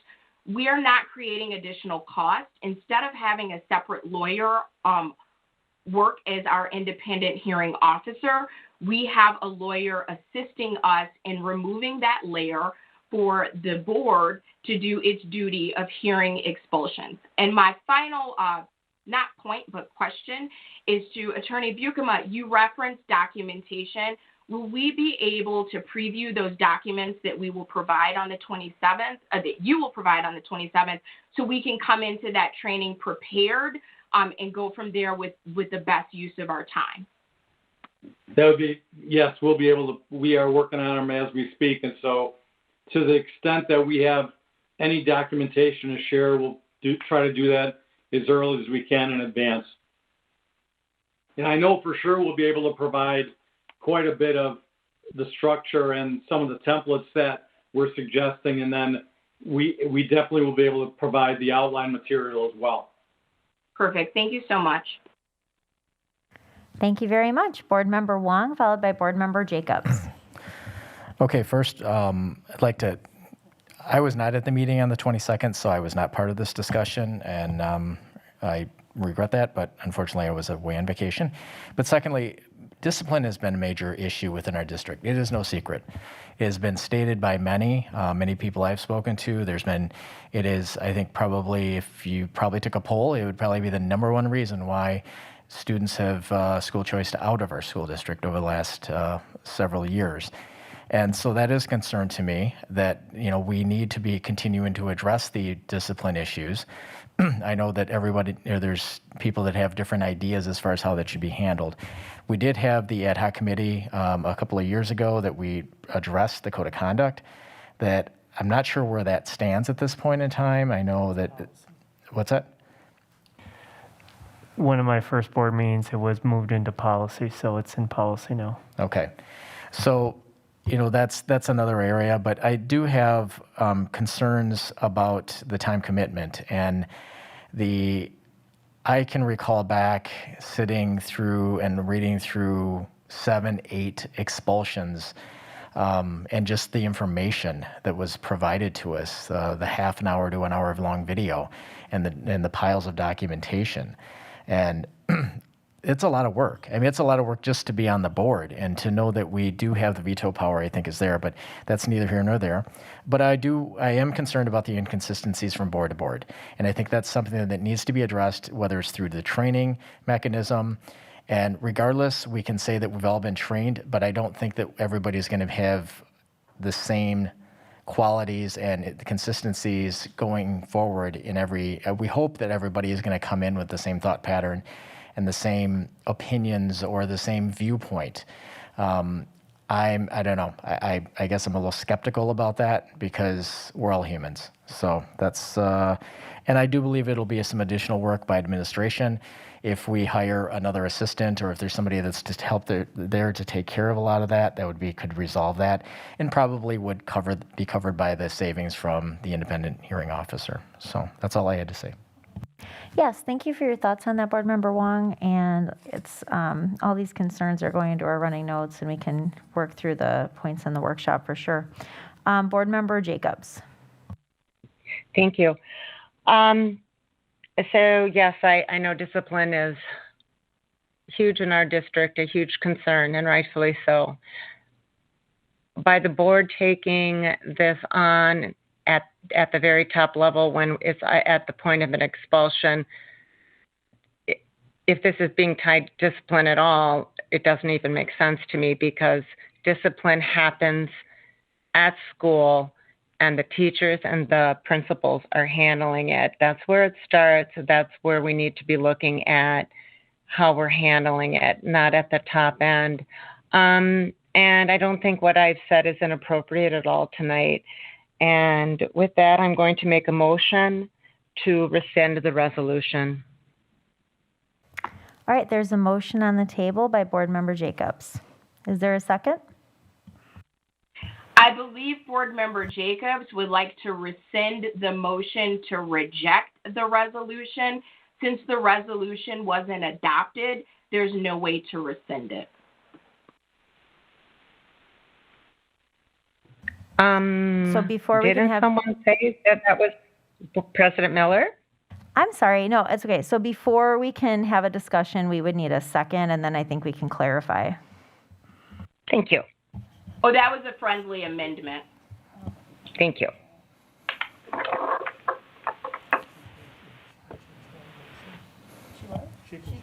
I think we need to know if Board Member Jacobs accepts the friendly amendment or rejects. So Board Member Jacobs, did you want to change your motion language at this time and then see if we can get a second? Okay. All right. So Board Member Levy, can you say that again, please? The friendly amendment? Yeah, absolutely. You said that you wanted to rescind the resolution. The resolution was not adopted, so that's not possible. The motion was to reject the resolution, which passed. So I believe what you want your motion to say is to rescind the motion to reject the resolution. Okay. Yes, that's what I would like to say. Thank you. All right. There is a motion on the table to rescind the motion to reject the resolution to adopt the IHO, put forward by Board Member Jacobs with the assistance of Board Member Levy. Is there a second at this time? I'll second that. All right, sorry, I'm just trying to keep up on my notes here. Okay, so we have a motion and a second by Board Member Wong. Is there any discussion or are there questions at this time? I would like a roll call vote, and I would also like to say that if this motion passes, this means that the board would not be hearing expulsions directly, that we would then need to search for an independent hearing officer. So I just want everyone to be clear about what we're voting on. And again, I would like a roll call vote, please. Noted. Thank you. May I interject? Actually, I'm so sorry. I don't mean to interrupt. I was just going to say thank you, Board Member Levy. I just was going to, I've got Vice President Levy is next. Board Member Jacobs, can I come back to you? Is that okay? Sure. Okay, sorry about that. Go ahead, Vice President Levy. All right, so I'm seeking some clarity. So there's a motion on the floor to well, I guess we didn't approve a resolution to have an independent hearing officer. There was a motion made that, no, we rejected. What happened was the resolution was rejected that we have an independent hearing officer. So that left the board hearing expulsions.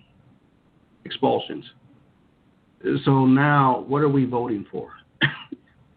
So to clarify, and then Rob, please feel free to jump in.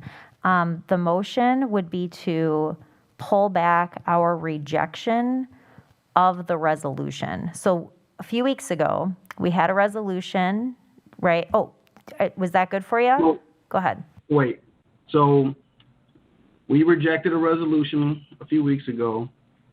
Now we're going, if this vote is successful, we are voting to reject our rejection. Does that automatically make the resolution that was put forward pass? No, and thank you. That's an excellent clarifier. So what we would do, so if this motion passes, it would pull back, it's basically cancel out our vote, and then somebody would have to make a motion to accept a resolution to hire on an IHO.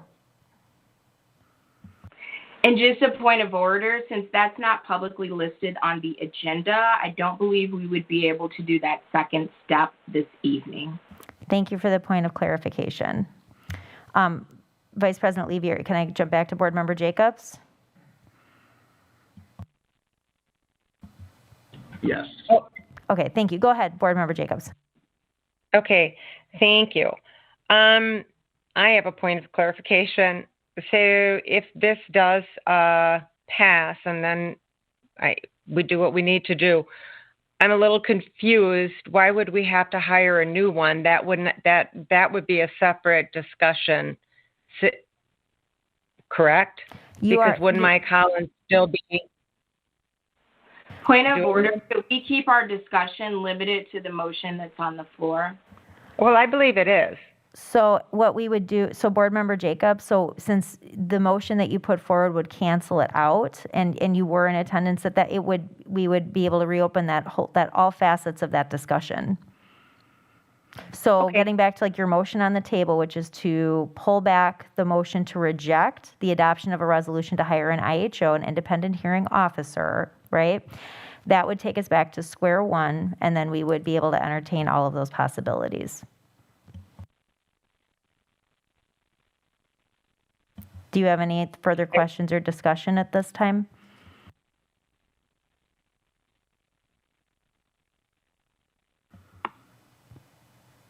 Board Member Jacobs, I'm so sorry. Are you good? Did you have anything to follow up with? Oh, I'm okay. I thought you were referring to everyone. No, I am ready for us. We've got, no, I'm ready for the vote. Thank you.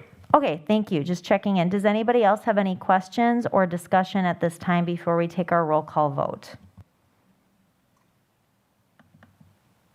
All right, hearing none. Ms. Dooley, would you mind giving us a roll call vote? Not at all. Amy Levy,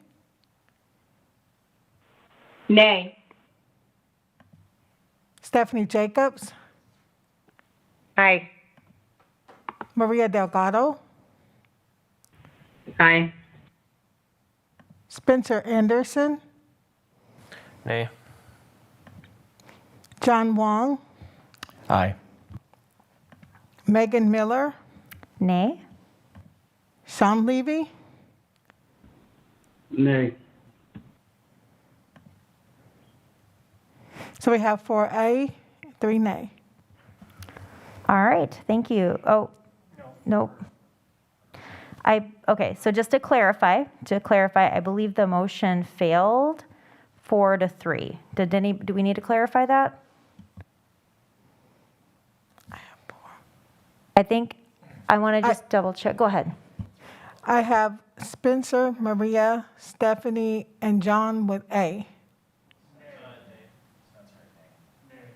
Who?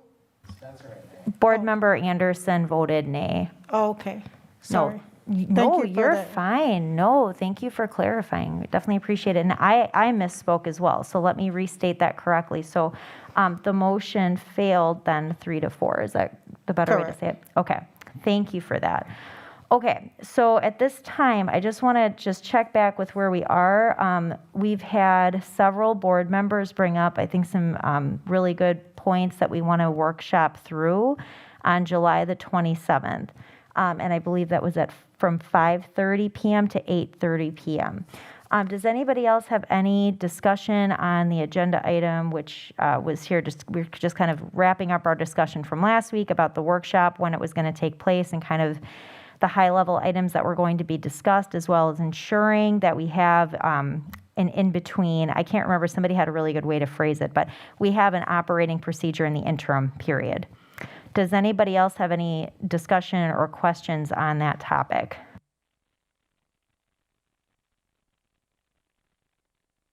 Would anybody, do we need a motion to set the date? With the doodle poll, we're good, so I'll put in yes, we had consensus across for the 27th. Perfect, thank you. And it looks like Vice President Levy has a question. Go ahead, please. On the in-between step, is it something like the attorneys kind of guiding us through the process to conduct the hearing, and then the board making a determination based on the evidence that's presented? Yes, so it's exactly that. I would just take a more complete role to assist the board in the interim, but you would still be, I would not be substituting any judgment. I would not be independent. I would just be helping the board walk through it so that the board could effectively handle the expulsion in the interim. Thank you very much, Mr. Bukema and Dr. Keiser, for the clarification. Does anybody else have a question or a discussion at this time?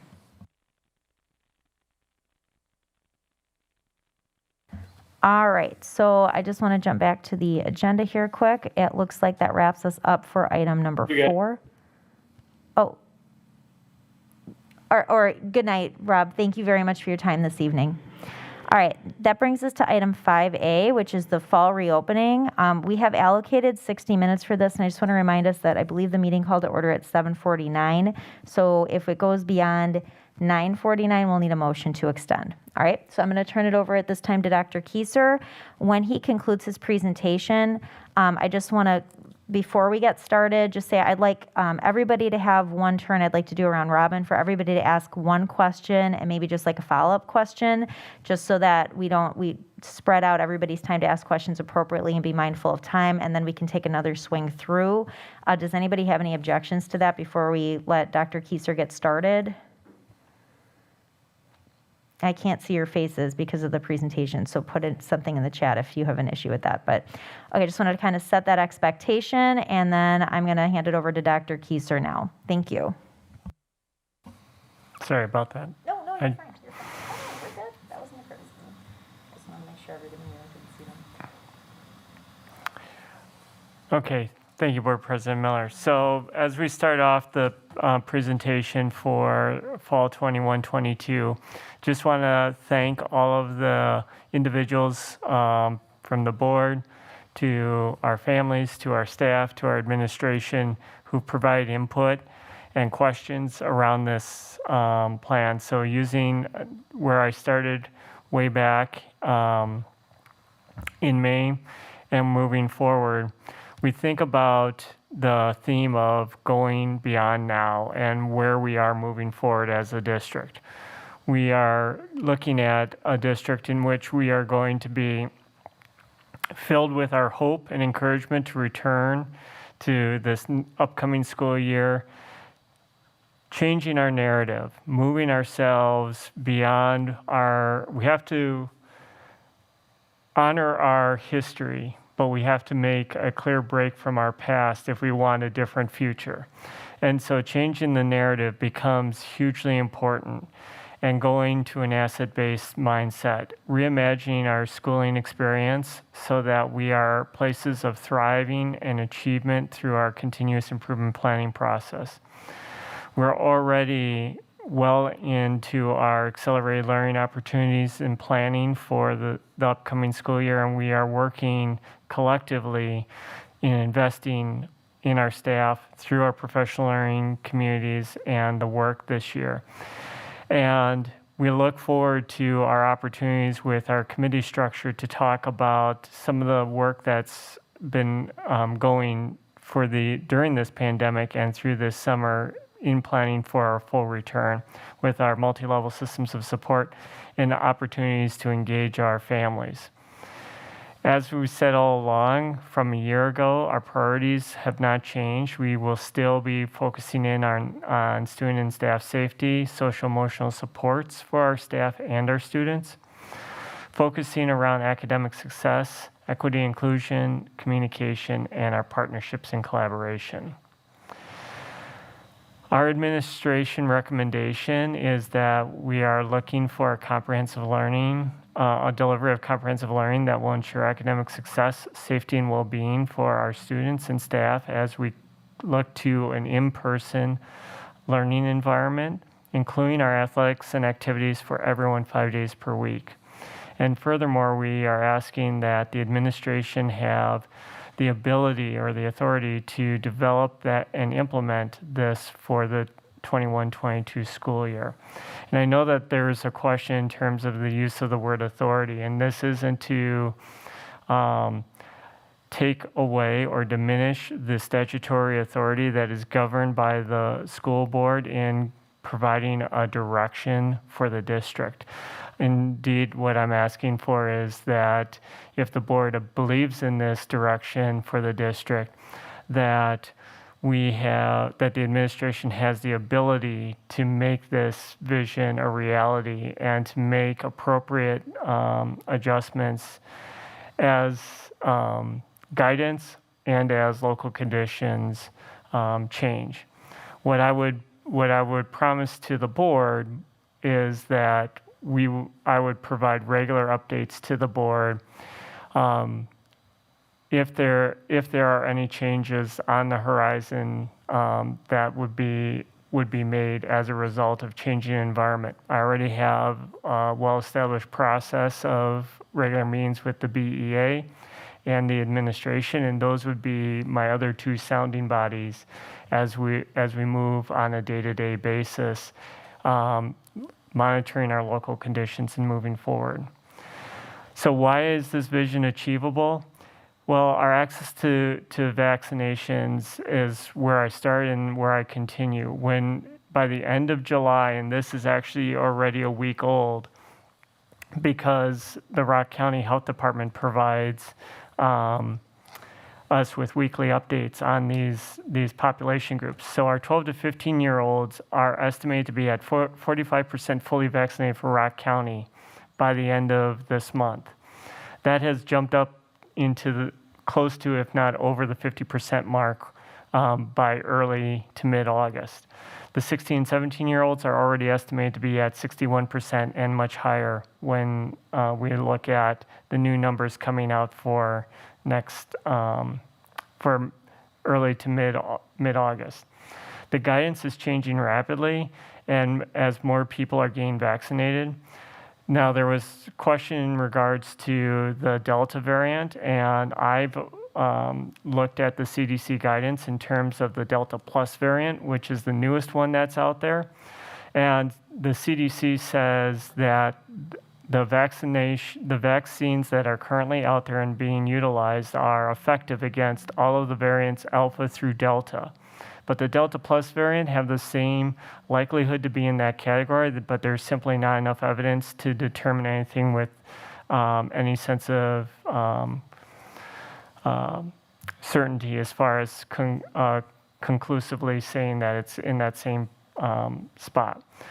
In terms of fully vaccinated individuals, the CDC says there's a 0.01% breakthrough infection rate nationally. So when you think about that from the standpoint of 100, and this data is actually old, so with a 150 million individuals being vaccinated, a 0.01 through vaccination rate is roughly about 10,000 individuals nationally. And so when we think about our vaccinations, and we are partnering already with the Rock County Health Department, in fact, tomorrow at Merrill Elementary School, if any individuals who are going to be at Merrill Elementary School, we will be doing our summer food pickup. That's one of our sites, and we will also be hosting a vaccination clinic there. And we have accounted for the potential weather, and so the gym will be a place where, if need be, we'll have our vaccination clinic there. Why is this also achievable? Well, our 7-day average case rate still remains low. At the time that I presented this last week, our district was at 3.9 cases per 100,000 and 1.6 cases per 100,000 at that time.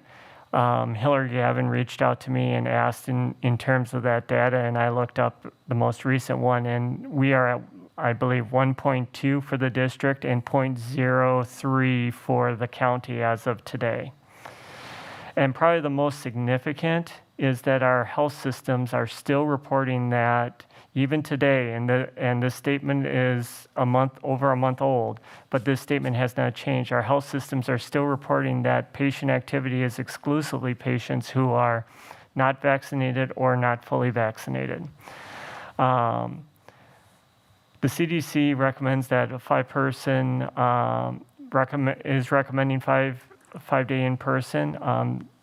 Less than 10% of all COVID cases nationally were school-age children, looking backwards at our historical data. And that again, looking backwards at the historical data, the transmission rate within the school settings have typically been lower than that of community transmissions. And that's data that is coming from the CDC language.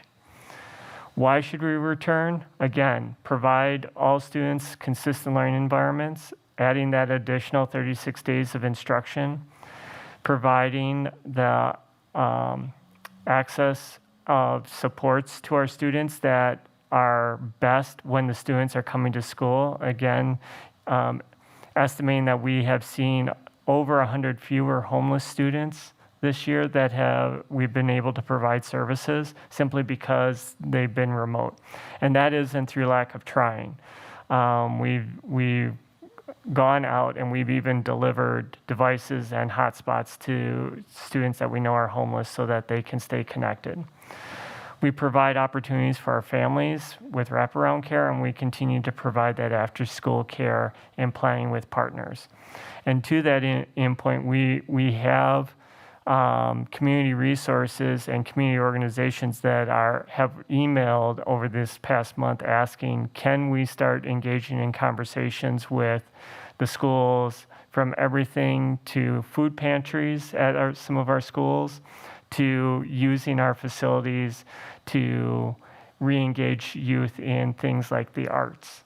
And all of them, I've said, we cannot engage in those conversations until we either bring a plan before the board or the board provides the flexibility to engage in those conversations in planning for a full return next fall.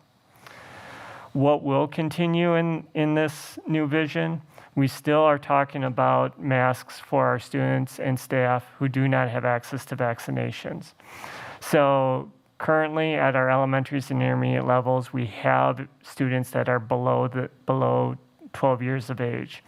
And while we are all hopeful that the CDC and all of their testing will soon open up the authority for younger age groups to be vaccinated, we simply cannot, in good conscience, say that having a mask optional where students who may individually or their families may want them vaccinated before having the option to remove the mask, we just simply can't put that out there at this time from my standpoint.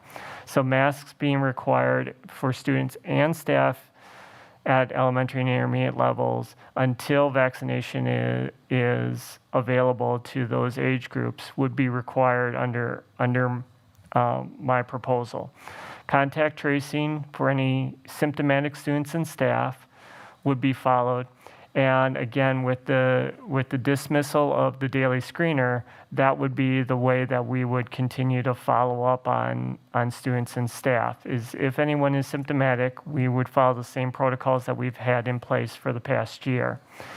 We would follow our quarantine protocols, and if individuals are vaccinated or if they're unvaccinated, we would follow the CDC guidelines for those quarantine protocols, which would mean that in conjunction with free COVID testing, the quarantine timelines would not be standardized in terms of if you are showing symptoms, you're automatically out for a certain period of time.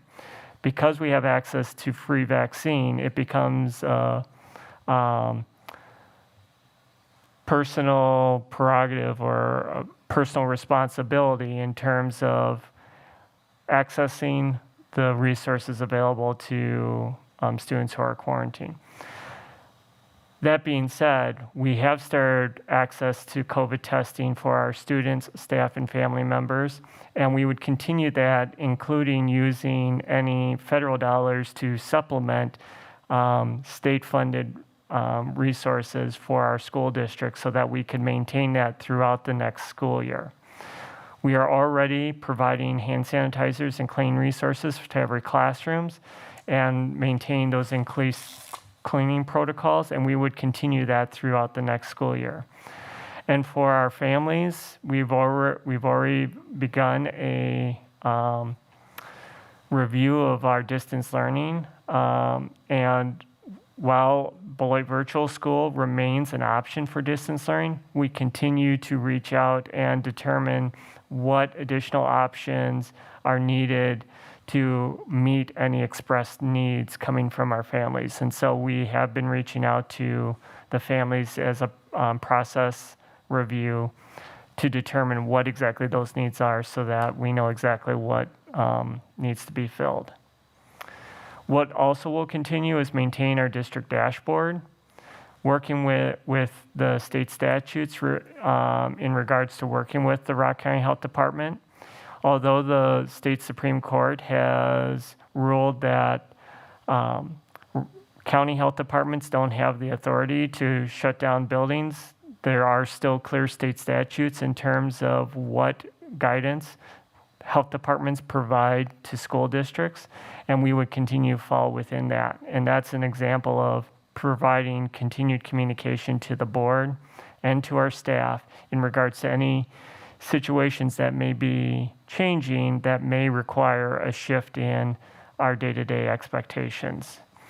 And again, adjusting those expectations as guidance changes.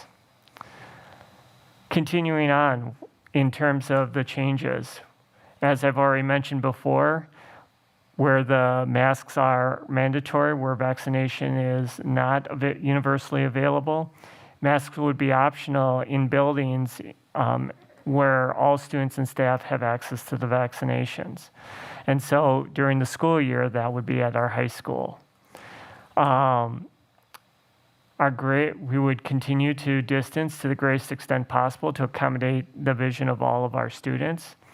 And As I had mentioned before, the UV filtration systems were already installed in all of our health rooms, and we would continue to look at and plan for using our federal dollars to install UV or what we call MERV 13 filtration systems to our fresh air handlers to all of our buildings. Now UV, we all know what ultraviolet light is. It kills the virus. But MERV 13 is a standard of filtration that also mimics that exact same level, and in some cases, in some tests, filters out even better than UV filtrations. So when I say UV or better, that's what I mean. We'd discontinue the daily screeners, and we'd also be responsive to the guidance that's being provided. So I'll conclude and open up for questions here by saying this is the ask: that the board approves a return to in-person learning, including athletics and activities for everyone 5 days per week, and that the administration have the ability to implement and make appropriate adjustments for the 21-22 school year. If that is to be approved, my next steps would be working with the schools to prepare for September 1st, finalizing all the social, emotional, and academic interventions for students this fall, continue to implement our new literacy and science resources as we refine our standards alignments in math and social studies as well, and launch the district strategic planning work with the board and the community. So with that, I will open it up for questions. Thank you. I don't want to put anybody on the spot, but Maria, would you like to get us started this evening, or would you like me to come back to you?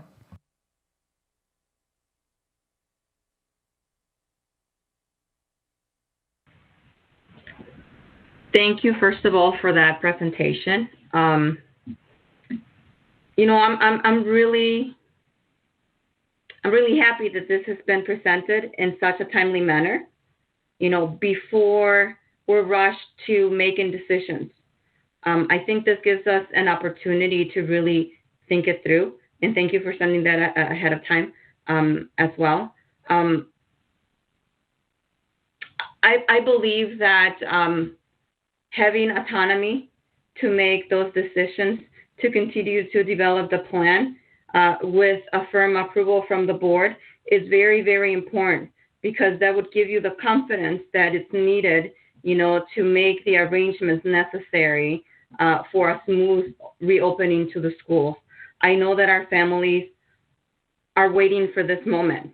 They want this to happen because our kids need it. You know, they need that face-to-face instruction. This past year and a half has been awful, just awful. And I'm just really excited, you know, that this is being presented in such a timely manner. I would like to hear out what other board members' questions. I know that they had sent some questions ahead of time, which I had read, which kind of gave some clarity. But I'm really up for giving that autonomy to Dr. Keyser and to administration, because I know that, you know, planning our reopening and having that experiences of planning our reopening for, you know, departments, it can be tricky, it can be difficult, and it cannot be a one plan stance like given right at this moment, because there's many different reasons why things will change. So we cannot expect to make an approval with everything already figured out, because that would only happen in a perfect world, which we do not live in. So yeah, I'm really open for that autonomy for Dr. Keyser and for administration to continue to look for that guidance and to continue to make those arrangements and to make those plans. Thank you very much, Board Member Delgado. And again, we'll come back around again after everybody has an opportunity to ask questions and make a comment. Board Member Wong, followed by Board Member Amy Levy. Thank you, Dr. Keyser, for that presentation. I would echo Board Member Delgado's comments as well. I think that there's a few things that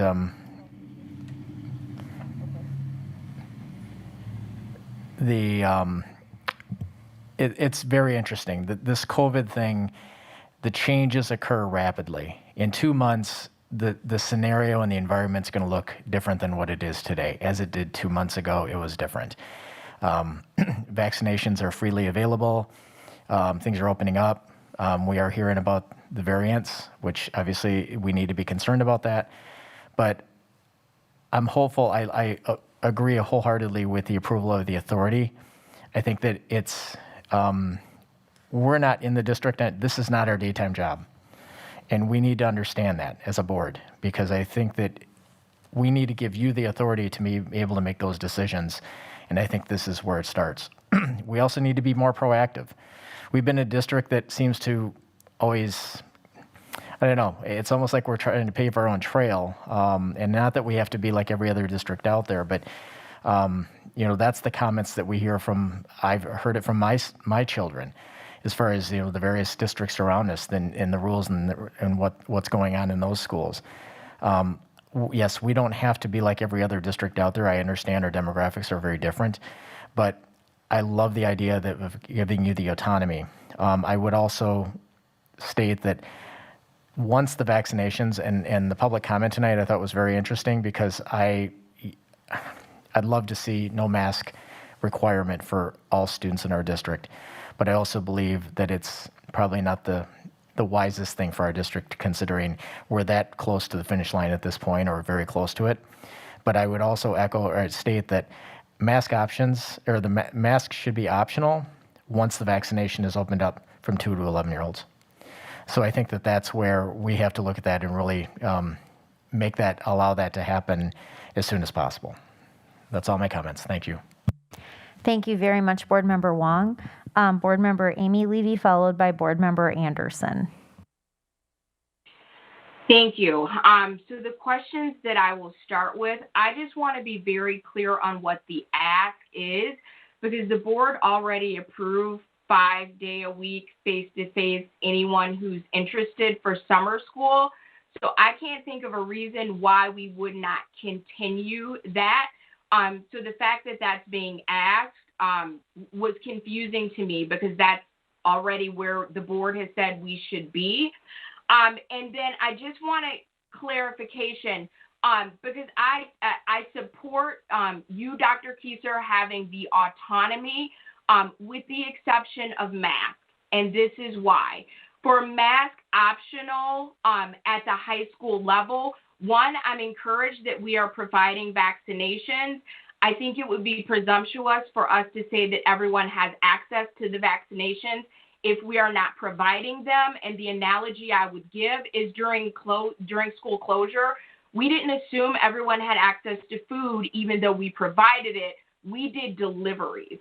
And I think that should be a community decision specifically about masks, and that the board, who has been elected by the community, would be the closest thing to that.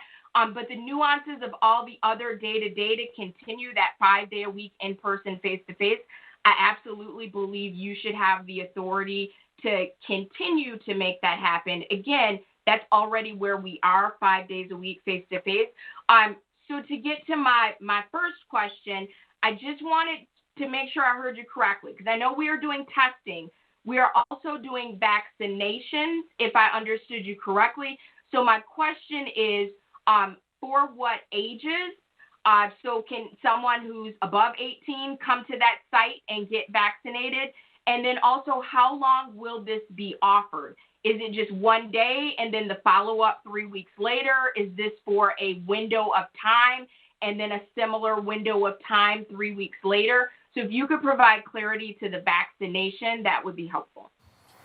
Thank you, Board Member Levy. Yes, so as the school year was closing down, the Rock County Health Department reached out to me specifically and asked, would the school district be open to using its facilities to conduct community vaccination site? We said absolutely, when and where, and so it became very quickly decided that when would we have the greatest amount of community coming out to our schools, and that was in conjunction with our food deliveries. So in starting off, we are having tomorrow, in fact, at Merrill Elementary School, during our food deliveries, anyone in the community doesn't have to live near Merrill or in the Merrill school district. Anyone in Beloit can come down to Merrill and get a vaccination. And so it will be to any eligible age groups. And because we're providing it at Merrill tomorrow, 3 weeks later, we'll provide that second dose. The reason why the Rock County Health Department is partnering with us is they want as much as we do to get to herd immunity in our community. And so the best way of doing that is to partner with any organization that accesses the community. And so that's why we partnered through our summer food delivery process. This is, again, just the start. Where it goes from here, we'll continue to explore, and wherever Rock County would like to put up a clinic, we'll be there to serve. So just for clarification, my concern is that if this is happening tomorrow, I think it's great. I had no idea about it. And my fear is that others don't know as well. So I think if the goal is admirable to get as many people as would like to be vaccinated in a way that's convenient. But if we could have more lead time and notifying the public and have more than it's happening tomorrow, and then you can come back for your second dose 3 weeks later, I think that would be helpful. Yes, we actually have posted. Tomorrow is our next one. We also have one that is on the 25th. If I'm looking back at my executive directors, and they're nodding their head. Ms. Armstrong. Yes, I also wanted to add, this is a collaborative effort, and the county has been working as well with Mark Perry at Community Action and other groups doing door-to-door visits in the communities that they are identifying. So they are having conversations regarding the education and the opportunity of having the vaccine available in those specifically identified areas from the county. So they are doing, education and outreach very personally within these areas to ensure that we get some community involvement in the process. And it's also posted on the district website.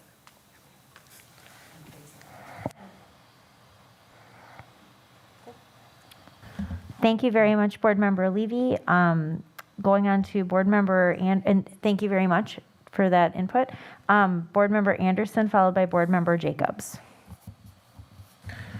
As all the other board members have said, thank you very much for presenting this to us. All the comments that Board Member Wong has said, I want to echo it. I want to make sure that you have the ability to do what you feel is right with the district, because, we're not in the day-to-day operations, and if we were, there's probably something a little wrong there. But the only question I would have is, so talking about returning back to full activities. So some of those activities, we have families that want to attend, friends that are going to come in. So like if you have a play, what kind of restrictions, if any, would there be? It's a great question, Board Member Anderson. So following all of the guidance, as I had shared, the guidance from CDC, the health department, and the county in terms of how we safely handle gatherings of multiple sizes. So it has dependency if it's outdoor versus indoor, and so the restrictions would be developed and communicated out in the planning process with the organizations. For example, we've had 2 organizations who want to use our auditoriums for symphony as well as drama. And so with an approval tonight, we can begin working with our high school administration team to say, okay, we have this ability, and here are the non-negotiables from the get-go. If you want to use this, it's not going to be like it was in 2018, before we even knew that there was something called COVID. But these are the parameters by which you can begin the planning process with us and allow those organizations to decide whether or not that is something that they want to engage in. Now, for all of our activities, we would simply say, these are our rules. This is what you will follow moving forward. And then if our school nurses or Rock County or other guidance changes or gives us information that things aren't following the way then we will make those, address those needs at that time. All right, thank you very much. Thank you very much, Board Member Anderson. Board Member Jacobs, followed by Vice President Levy. Thank you, President Miller. Dr. Keiser, thank you for the great presentation. I fully support everything that you said and that you will be doing. And I have faith in your ability to make the correct decisions as they arise. I think that it's imperative that we give you and your administrators the autonomy that you need to make those decisions that are happening in real time. I think it was Board Member Wong who said, it's not our day job. It is not. It's yours, and that's what we hired you for, and I have the utmost confidence in you, so thank you. Thank you very much, Board Member Jacobs. Vice President Levy.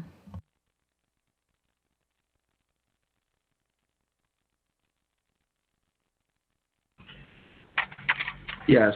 So I'm in support of 5 days a week. That makes sense. I was in a school that was masked all year, so I know that it can be done, and a return to regular activities with masks. Question that I have is, as an example, you presented numbers for the county. Let's say if we have 1,700 students at the high school, is there a way for us to know how many of our students at the high school are currently vaccinated?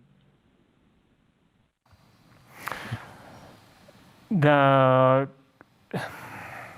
a difficult question, because while our school nurses have the authority to look at the vaccination database for our students, they need to have a reason, rationale for going into that. And so the only way that we really can accurately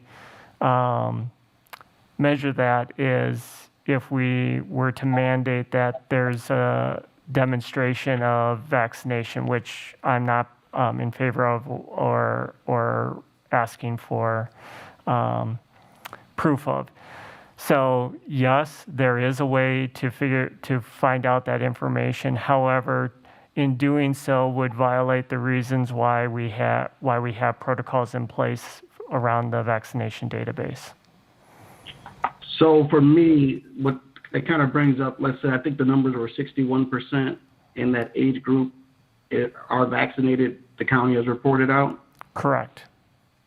So when I look at our mask optional policy, that tells me that 61% of students in the county are vaccinated. But there's 39% that are unvaccinated. But I have no way of understanding how many of those high school students that go to schools in the school district of Beloit are vaccinated or unvaccinated.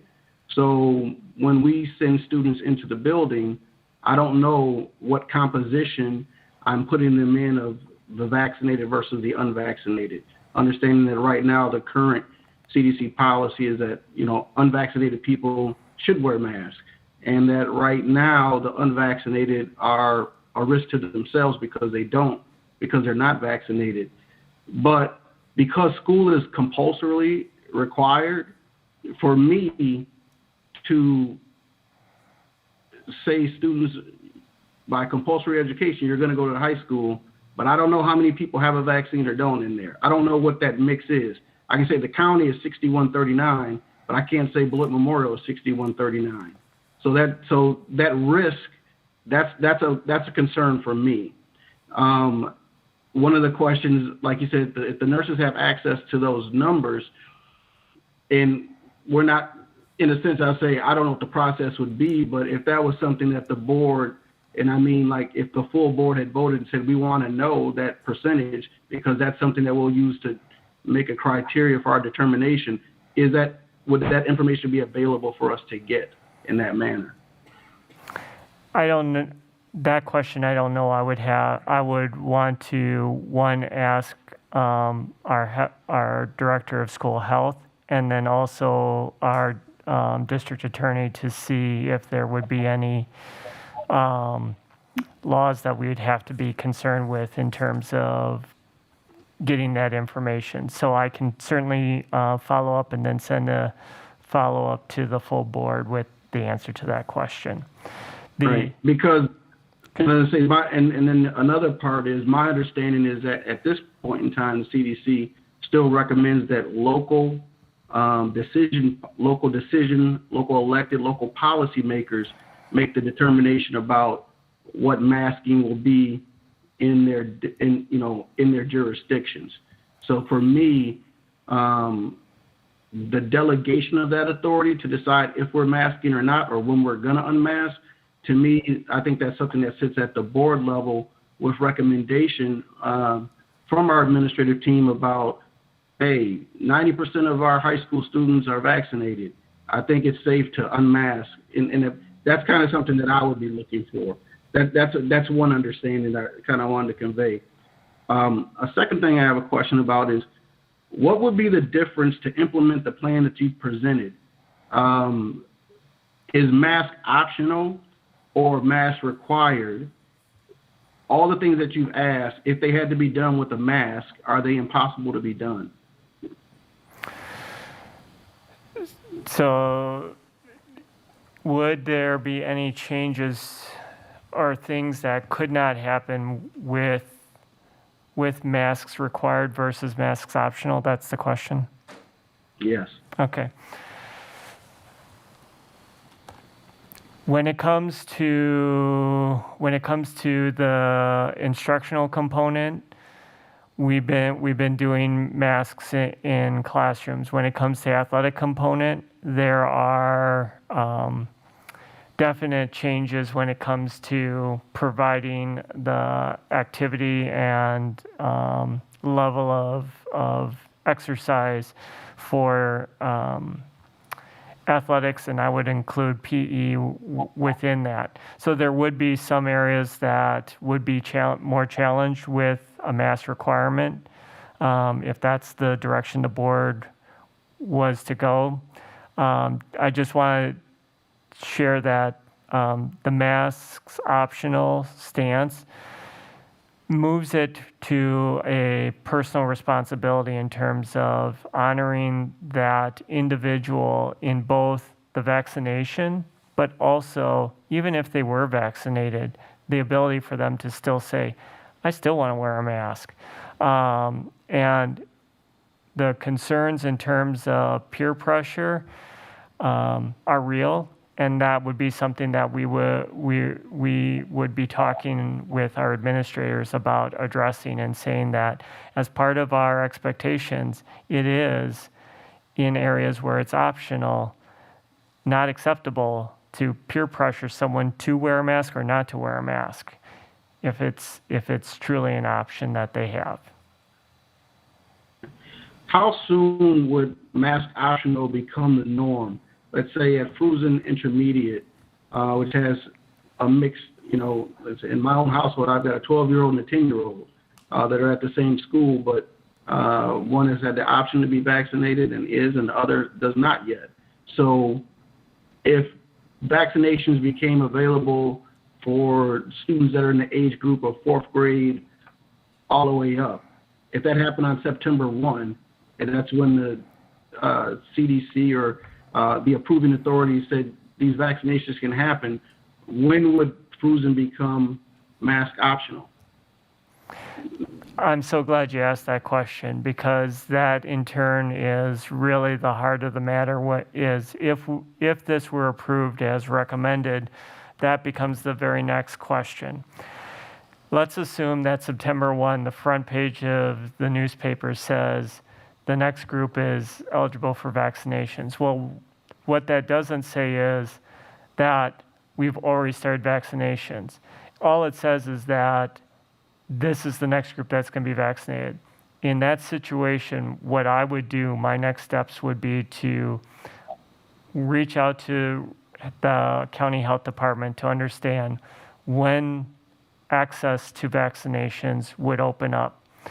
Use that information to talk with the administration, the BEA, and the board to update them as to when this is, and then work with our health officials, both in district and at the county, to determine what is the rollout, looking at our other two age groups as to how this has been rolled out. And to the point that Board Member Levy had asked, I would want the school district to be a part of the vaccination effort so that we would have a comprehensive plan and a recommendation from myself to the board for feedback as to this is when I think we can move from a mask required to a mask optional approach. That's how we've come to develop that process this past year, and it has worked has gotten better as the year's gone on, and it's something that has proven to work well moving forward. So that's how I would approach that, answering that question. All right. And then contact tracing and quarantine, with people not disclosing their status as vaccinated or unvaccinated, how would that be implemented? And that's in part why it was so difficult to answer your previous question in terms of knowing full percentages. When we have a student that is symptomatic and they would come to the school nurse would go through the same contact tracing protocols that we've been using all year round to determine all the individuals that were within close contact of that individual. In contact with each of those individuals, that is a reason for them to go into the database to know and verify their vaccination status so that we can follow the appropriate guidance for that individual, i.e., guidance is that if you are fully vaccinated, you don't have to quarantine if you're a close contact unless you're showing symptoms. So a vaccinated individual showing no symptoms will have one set of guidelines walking out of a conversation with a school nurse than a fully vaccinated individual who is showing symptoms and a unvaccinated individual, whether or not they're showing symptoms or not. So it is a personalized process that the school nurses have the ability to look up, verify, and then give the appropriate guidance moving forward. Right. So for the unvaccinated individual that is deemed a close contact, is that like a period of 10 days still, or? It could be as long as 14 days or longer, depending on if they show symptoms and they choose not to get tested. If they get tested, the school nurse gives all of that information to, if it's a student, the student and the family. If it's a staff member, the staff member, and then can say, here is how you can get free testing within our district, whether it is housed directly at their site or if they need to go take a pass and go to a neighboring school or to the district office. Whatever the mechanism is, the reason why we're doing the testing ourselves is to reduce the barrier to access. Right. Yeah, so kind of in closing, then, one of the things I would say is that by the questions I've asked, I understand and support the 5 days per week.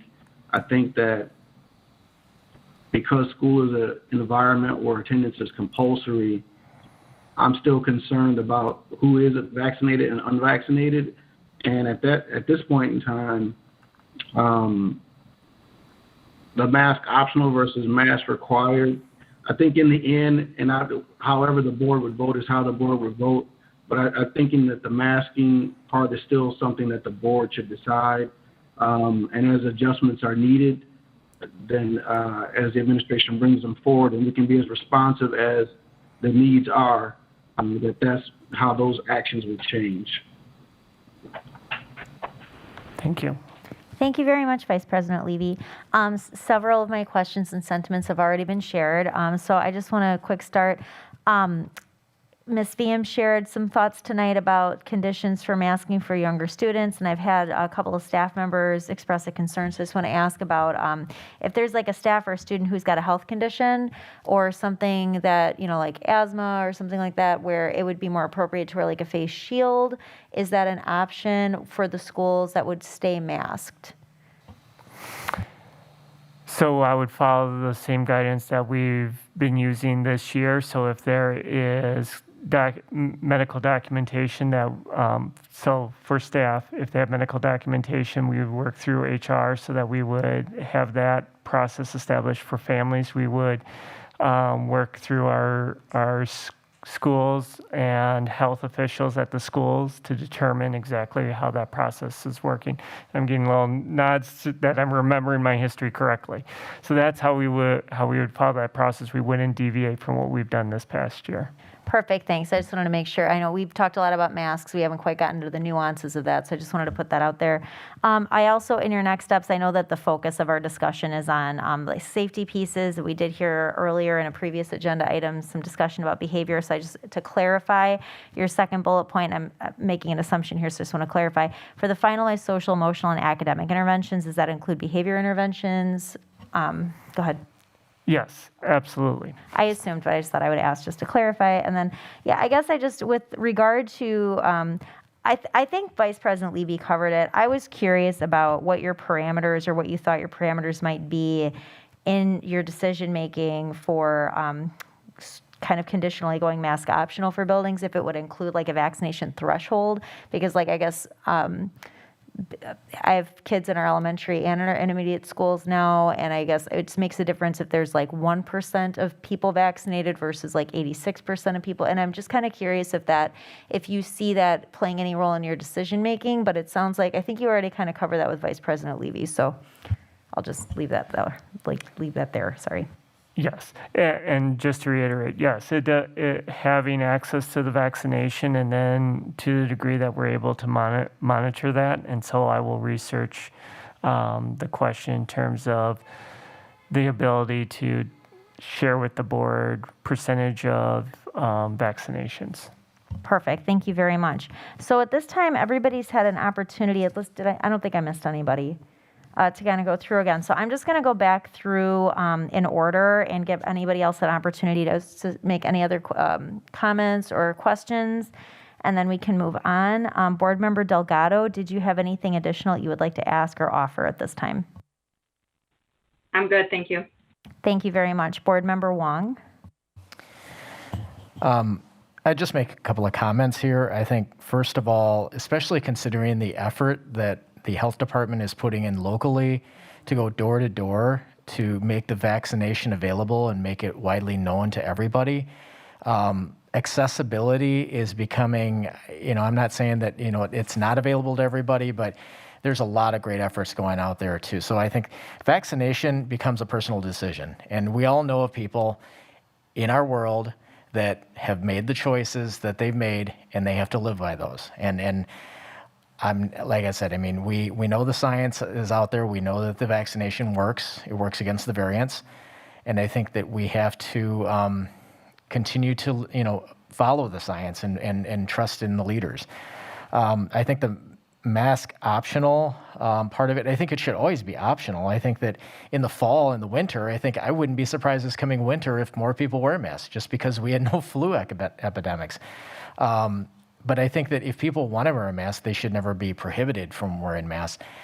If the vaccination is widely known within the buildings, absolutely. I think that it should be optional. And I don't know. I just feel like we always are putting up roadblocks in this district to make ourselves be proactive and try to be the best we can for all students.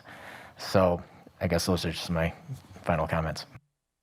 Thank you very much, Board Member Wong. Board Member Amy Levy.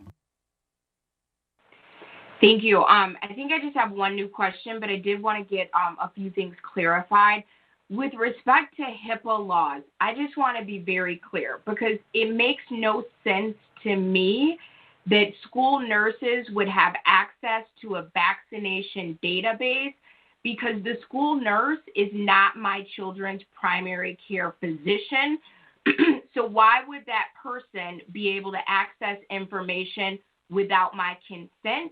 For example, with immunizations, the school nurses have that information because I provide it.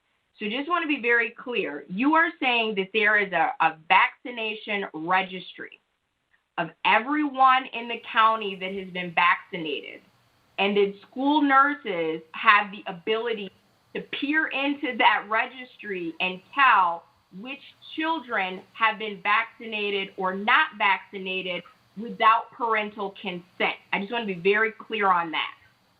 Yes, you are correct. Okay. My next clarification is I'm still unclear as to what the ask is because right now the board has already approved 5 days a week, face-to-face, everyone together. So I don't know why that's being asked this evening because that's already happening. And then two, I know for at least one building, the screeners have already been done away with. So I just want to be clear that that is also included in the ask. Yes, everything that I had shared in terms of if approved tonight with the ability to make these moves, I'm sharing with the board what the changes would be. So I would start to communicate out and plan for the discontinuing of screeners, talking about if there's specific decisions about masks. I would have some clarifications around that, but if approved as asked, I would be starting to communicate out with our building leaders and the BEA yet this month to start planning for the next school year. And Board President Miller, please correct me if I'm wrong, but the board has already approved 5 days a week face-to-face, anyone who's interested. So why would that need to be approved this evening? That's already the state we are in, correct? I believe so. I think it had to do with the timing. So like for the fall specifically, I'd have to go back and look at the motion language, Dr. Kieser. I didn't want to make an assumption one way or the other in terms of if the belief that the method of instruction was time-bound and specific for just summer school, or if it was from that point moving forward. So I wasn't going to make an assumption and then have to come back to the board.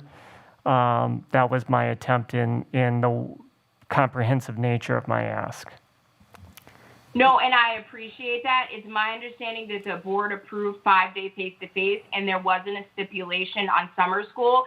And so I would recommend that we not include that in the approval, because once things are approved, I don't want us to have the precedence of going back and reapproving. We just need to move forward with what we're already doing. So that clarification, thank you. And then my final clarification before my question, outside groups, you mentioned them. They are not currently in the ask because this is for how we are engaging in educational processes for the 2021-2022 school year. So since they are not included, I just wanted to get some feedback from you. Would you be bringing that before us separately since that's not included in the presentation? And then my question is, will there be restrictions lifted for visitors to our building? Board Member Levy, you were kind of cutting out toward just before the end there. So what groups were you wondering if was included in the ask? Oh, sure. I'm saying that you referenced outside groups wanting to use, I believe, the auditorium, and there may have been another space. That is not included in this presentation. It's for our students returning to the 2021-2022 school year. So is that specifically something that you would be bringing back to the board for us to discuss, since it's not included in the presentation or the ask? And then my question is, will the restrictions be lifted for visitors to the building? So, as far as if we are approving a return to everyone 5 days a week I would be lifting those restrictions for visitors and volunteers to work in the building. My intent in saying in-person, including athletics and activities, to me, the activities include any activities that we host. So that would be working with any and all organizations that would utilize it. To your point, I would amend my ask to say that starting to work immediately on this, so that I would want to encourage us to start moving in that direction beginning tomorrow morning. So if I appreciate your feedback, because I definitely want the board to understand that my ask is to move in that direction beginning right after the board's vote on this. If granted the ability to implement this vision for our instruction, for our athletics, for all activities that we engage in, that includes working with outside entities in moving towards a more normal start to next school year.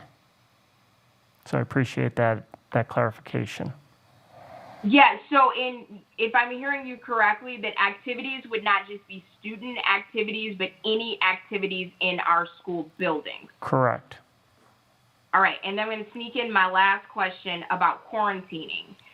You and I had a discussion one-on-one, and you had stated that you were not in favor of excluding students that had not been vaccinated. So my question is, if I choose not to get vaccinated, and that gives me a certain set of criteria for quarantining and returning to the building, if my parent says, no, you go to school, will that standard be enforced? Because that would result in exclusion of students, or is that up to the parent or guardian to determine whether or not that student would be in school? So kind of to sum that up, with quarantining periods, will that be mandated or is that recommended? Quarantine would be mandated from our standpoint. So to your point, the conversation around exclusion for students who are not vaccinated in reference to immunization and the state statute language using the term exclusion. The appropriate term is quarantining. So a student who is found to be unvaccinated and a close contact, the guidance from the health department is that person needs to quarantine. If they're showing symptoms, they need to be isolated. I would recommend that we enforce that recommendation and that guidance for the health and safety of all of our students and staff. Thank you. Thank you. Thank you so much, Board Member Levy. Before we move on, I would like to thank Ms. Armstrong, who did clarify for us the motion language that we took. It was time-bound that we moved to approve the 5-day-a-week in-person, face-to-face solely for summer school. So I appreciate your comments, Board Member Levy, about not setting a precedent to reapprove things. And but I do want to make clear that it would be appropriate for us tonight to include that language that was suggested in our motion language should we go in that direction. All right. So no, my pleasure. And thank you again, Ms. Armstrong, for taking the time to pull that up. All right, Board Member Anderson, followed by Board Member Jacobs. I'm all good with questions. Thank you. Perfect. Thank you so much. Board Member Jacobs, followed by Vice President Levy. I'm good, thank you. Thank you very much. Vice President Levy, did you have anything else? Yes. If the conditions warrant that there's a need to return to mask required, if that has to be reinstated, what would that process look like? Great question. So very simply put, we establish the rules and guidelines by which we operate our buildings. And so if a condition were to come up or occur in which we needed to move back to masking, I would go through the same protocols in terms of informing administration, the BEA, and the board of the changing conditions, the recommendations, gather feedback, and then work with our administration to communicate to our staff and to our families that we are moving back to a state in which masks are required. Lay out a timetable in which there would be that transition, however short or long it may be, and then work with our buildings to enforce that. So quite simply, that would be the steps that I would take. And then in the possibility that through, let's say like this, if there are unvaccinated students, as we go through the year, there will be exposure. There will be students that come exposed or become infected. If it's, as we look in the building through the contact tracing, kind of what's the threshold for when a building may need to close, or that a large group of students have been, contact traced or confirmed? What are your procedures in that space? Another great question. So this goes back to my notation that even though the state Supreme Court has deemed that local county health organizations can't close a school building, that rests with the State Department of Health Services, or DHS. They still have the authority and the ability and would continue to work with us. And when they would deem a localized outbreak, their recommendation to us has been that they've closed this down. There's no reason for me to move from that stance, that if a local health department through the contact tracing deemed that a school or schools had a localized outbreak, I would again follow the same procedures that I've done, that I've shared, informing the board, the administration, our BEA, and then closing down a school to, as recommended, and then pivot to a distance learning model during that closure period. That being said, if there are new guidance that is coming out, if that were shared, I would be sharing that out well ahead of time so that we would be prepared in the eventuality that we would have a situation like you described. All right, because last year there were times where local health directors asked districts to close school, but those boards decided not to follow those recommendations also. Correct. We have, for us, had situations in which the health department has declared a localized outbreak and said, you need to shut down. And my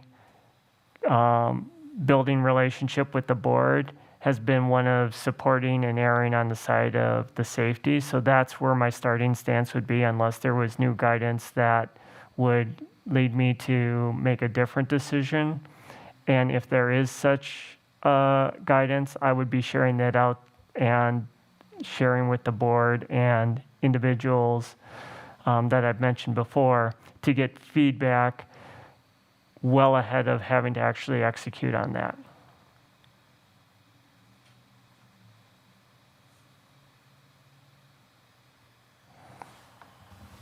Are you good, Vice President Levy?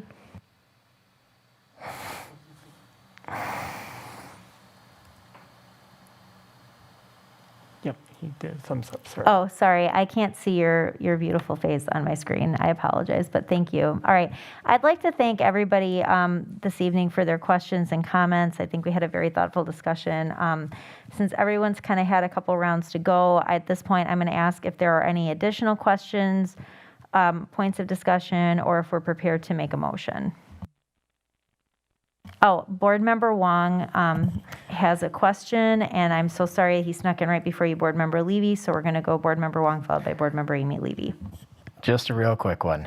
I'm assuming this applies to board members and board meetings as far as the mask mandate. Would that be correct? That is a good question. If this were approved, I would be meeting with Board President Miller to talk about expectations for board meetings because that was established before Board President Miller was here, what the expectations are. So following the same process, I would start that conversation with Board President Miller and then allow her to take it to the appropriate, either the full board or the governance committee. Thank you for that question. Board Member Levy? Thank you. Just a comment, and then I'm prepared with a motion. I think having mask optional at a board meeting, if we have a mixed crowd there, i.e. children who are not able to be vaccinated, would be a point of concern for me. And then also just to throw out there, the new reports that are coming out of Israel with the effectiveness of the Pfizer vaccination with respect to the Delta variant. I think this is an ever-evolving situation, and I would prefer to err on the side of caution until we have additional information. With that being said, I move that the Board of Education approves the return to in-person learning, including athletics, and all activities that happen within School District of Beloit buildings for everyone 5 days a week, and that administration have the authority to implement and make appropriate adjustments for the 2021-2022 school year, excluding mask wearing. Before I ask for a second, Ms. Dooley, were you able to get the motion language, or would you like anything repeated? I would like for it to be repeated as it's a little different than what I have here. No problem. Board Member Levy, would you mind giving it one more round so Ms. Dooley can just jot that down as we go? Not at all. I move that the Board of Education approves the return to in-person learning, including athletics and all activities occurring within School District of Beloit buildings for everyone 5 days per week, and that the administration have the authority to implement and make appropriate adjustments for the 2021-2022 school year, excluding mask mandates. Well, excluding masks. Okay, so the language is excluding masks that you're adding at the end of this suggested motion language. Thank you. Is there a second at this time? Just for clarification, I think masks should be a board decision. Okay, thank you for that. Is there a second at this time?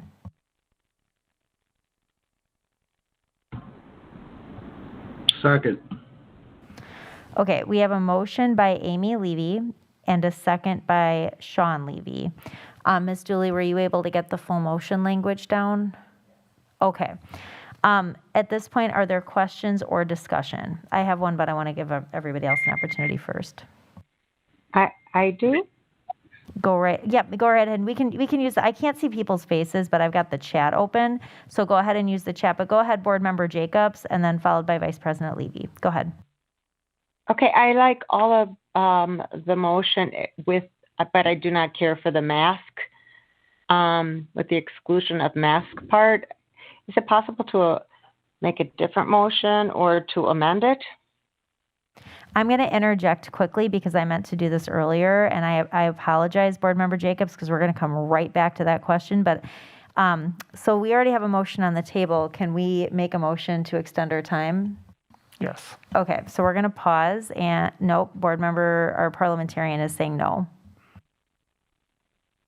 Go ahead. Not the parliamentarian, but we do need to handle the motion on the floor, and then we can go right to that motion to extend the meeting.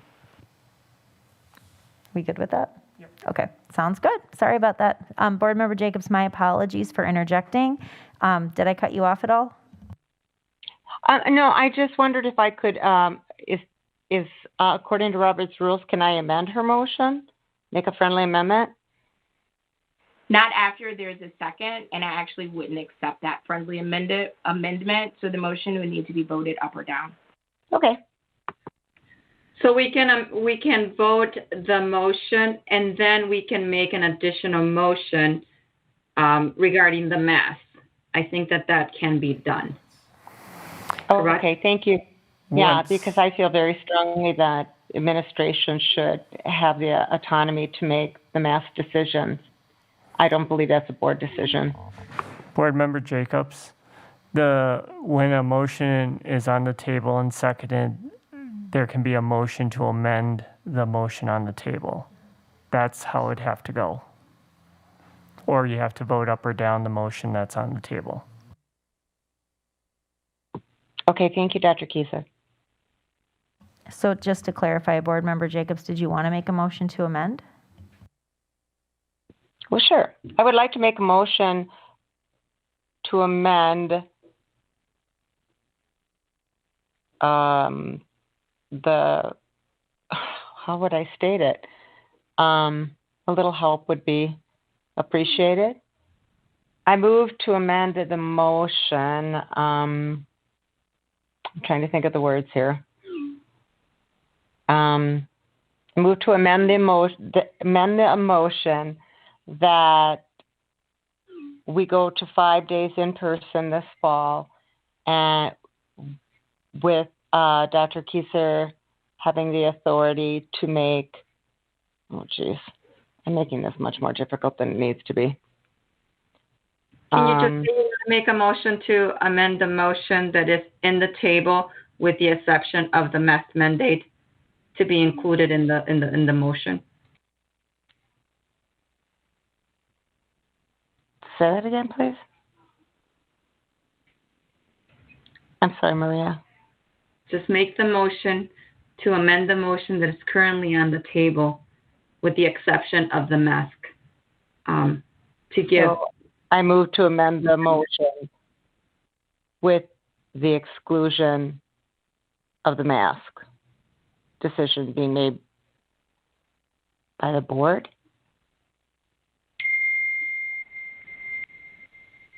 Okay, we have a motion to amend. Is there, and I just want to clarify, just to make sure we're all on the same page and please, Board Member Jacobs, please interject, okay, if don't have this correct? Sure, Okay. I'm very, yeah, go for it.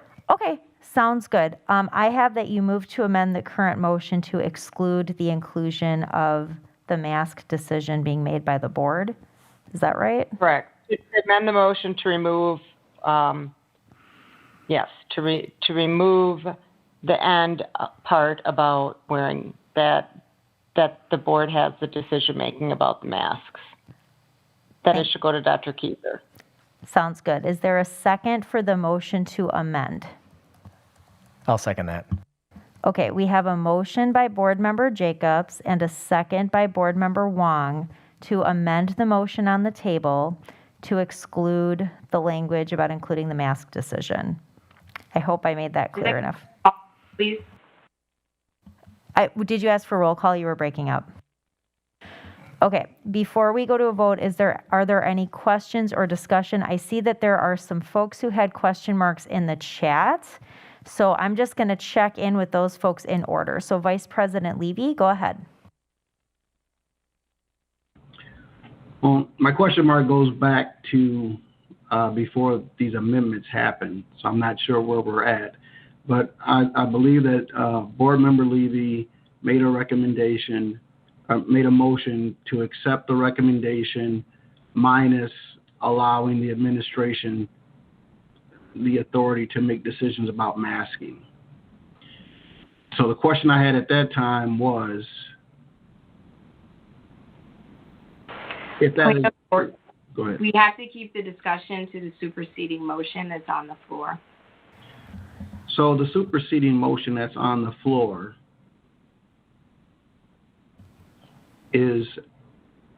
is this an amendment, a friendly amendment? I thought that the board member had to accept that. So, okay, It's so board, only a friendly amendment before there's a second, but once there's a second, there can be a superseding amendment to the motion that was on the floor. so just No, to it's clarify, not a friendly amendment. I am so sorry for interrupting. My apologies, Board Member Levy. I was having a hard time hearing. So Vice President Levy, right now, we have to do questions and discussion on the amendment that was put forward to the motion. And the amendment would be more or less to just vote on basically, it's just the recommended language without what Board Member Levy included at the end. So then the part that I would have to ask is this kind of goes to how the matter could be handled either way. In offering this amendment to that motion, is it the desire that the yay vote is that the board delegate its authority to decide masking to the administration? And it's an ask for that authority because that authority does not currently rest with the administration. So I'm looking for a yes or no on that. that would be my understanding. However, anything that the administration does is still subject potentially to board approval. So for instance, if this amendment passes and the administration makes a decision about masks, there's nothing stopping the board from reviewing that decision. However, if we vote that amendment down, we wouldn't have that. It would just automatically come to the board before the decision were made. I'm going to let Dr. Keiser jump in just to make sure I covered that correctly. I believe you did, but I'm going to try to state it in a slightly different way just to see if you agree with that. So if the motion for the amendment approves, it will be the exact same motion that Board Member Levy had stated, minus her ending piece about excluding masks. If that motion ultimately were to pass, and I make a decision in the district around masks, there's nothing from the board's perspective to preclude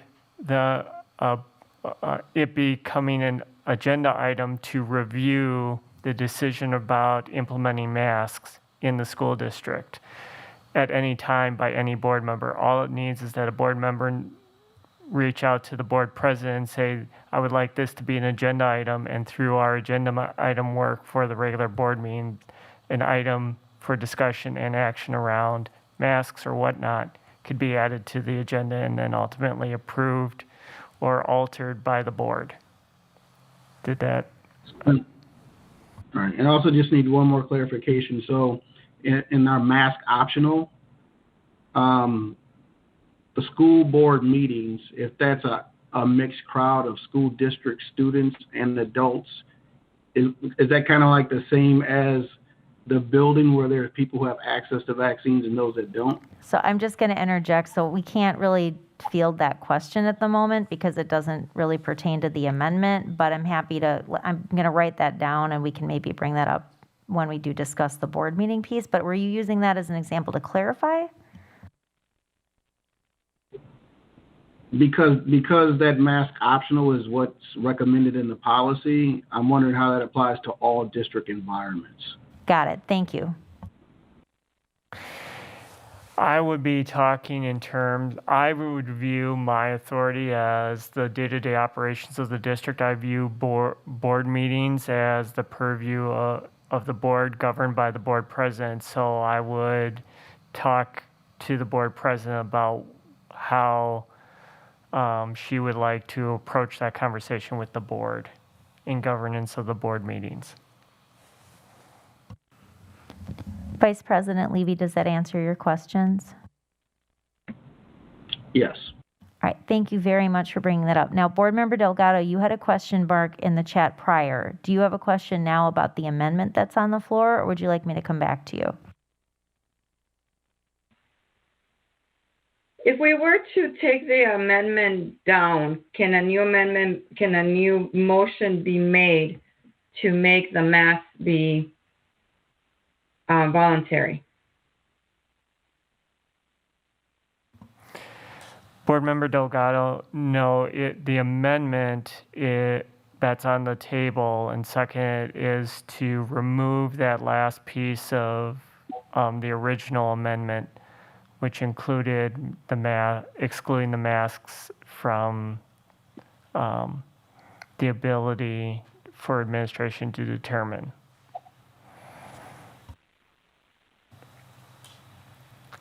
So once that, like if that was to be voted down, then where would we go from there then?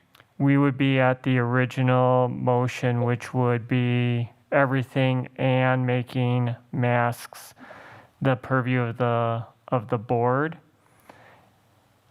And then the board would have to determine the resolution of that motion before I could take a new step. Thank you.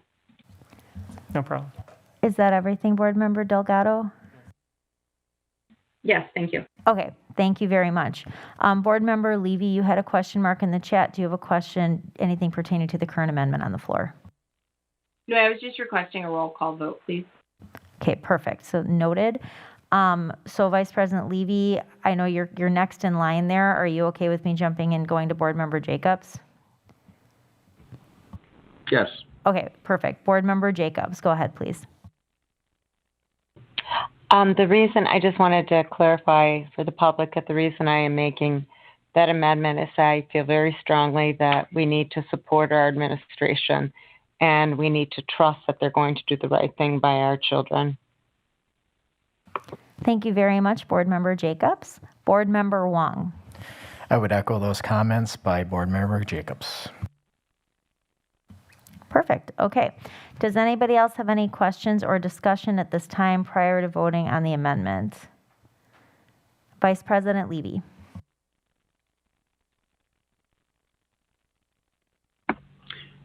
I'm kind of confused where we're at, but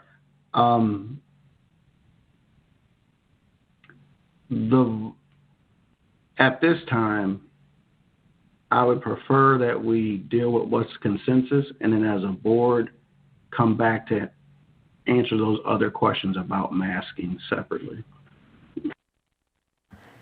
So since there's a motion on the table, we have to vote one way or the other, I believe, on that motion that's on the table. I will clarify, just to make sure that we're all clear on where we are. Board Member Levy made a motion and it was seconded, and then Board Member Jacobs offered an amendment to that motion. So what's going to happen next is we're going to vote the amendment up or down, and then we're going to go back and vote the original motion up or down. I just want to clarify that for everybody because this isn't something we usually deal with. Make sure everybody knows the rules and kind of where we're at. Okay, so just again to clarify, and this is me kind of like asking and answering a question for myself. So if we were to vote this motion, if the amendment passes, there's nothing stopping the board from still taking up the issue of masking if it becomes an issue. If the motion is voted down, and the original motion passes, then the masking issue automatically just comes to the board. So does anybody have additional, I just want to make sure everybody's clear before we go to our roll call vote. Does anybody else have any other questions or discussion at this time? Go ahead. Clarification. So on the amendment, if we vote aye, that is going to allow administration to have authority over the mask mandate or the mask options. It's going to change the original motion to exclude that last couple of words that were put in there about excluding masks. Right. Masks would be a part of my ability, yes. Right, and then we'll vote on the original. Correct. Okay, perfect. All right.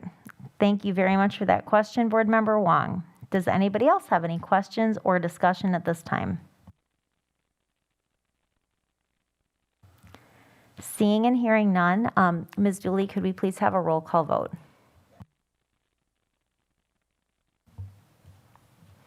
Stephanie Jacobs, Aye. Maria Delgado, Aye. Spencer Anderson, Aye. Amy Levy, Nay. Sean Levy, Nay. Megan Miller, Nay. John Wong. Aye. So I have 4 aye, 3 nay. All right, so thank you very much for that. Our amendment does pass. So now that takes us back to the original motion on the table, which we would now need to, I believe we now need to vote down. Is that correct? Because we passed the, or no? No, so the new motion is the board approves the return in-person learning, including athletics and all activities occurring in the school district Beloit buildings for everyone 5 days per week, and that the administration have the authority to implement and make appropriate adjustments for the 21-22 school year period. Perfect. Sorry about that. You know what? I knew that 5 minutes ago, and then it got lost in my brain. Thank you very much for that. So just to clarify once again, we are now voting on the amended motion. So if you voted aye, you're essentially voting on that last motion, you're essentially voting for the same thing that you voted for. So if you vote nay, then you're voting down the entire original motion, excluding the mask piece. Does anybody have questions or clarifications, discussion before we take that vote? I would like a roll call vote, please. Sounds good. Does anybody else have any questions or discussion at this time? Okay, I do. So if I vote nay, that means I'm saying nay to the mask. Thank you Or very much board for your the question. board. No, thank you. No, Stephanie, Board Member Jacobs, that's a great question. So let's clarify again. So right now, the motion on the table that you would be voting yes or no on is what Dr. Kieser just read, which if you go to the, let me see what page that's on actually, Dr. Kieser, would you mind just putting it up on the screen for us? Maybe that might help clarify. So Board Member Jacobs, hang tight for a moment. And then Dr. Kieser is going to put the motion language on the screen for us, so you can take a look at exactly what you're voting on. So hang with me, take a look at it, and then you can go ahead and ask any other questions. Thank you. Oh, no, of course.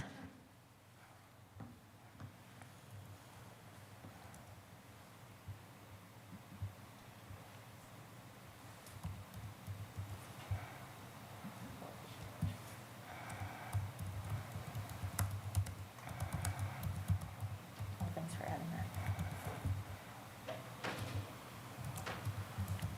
Dr. Kieser's just adjusting. There are a few other words that Board Member Levy added that were not up for dispute, so he's just adjusting that right now for us.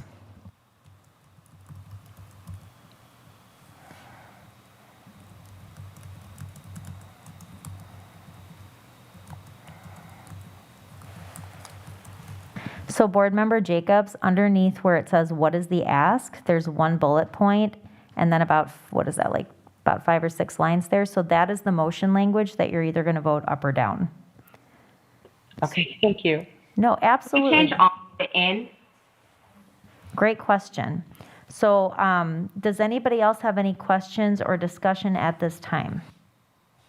Thank you.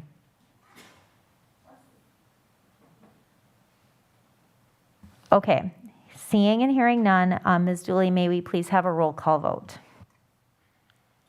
Yes. I'm sorry, may I ask if this was second and who made the motion? Absolutely. It was the motion originally made by Board Member Amy Levy, seconded by Sean Levy.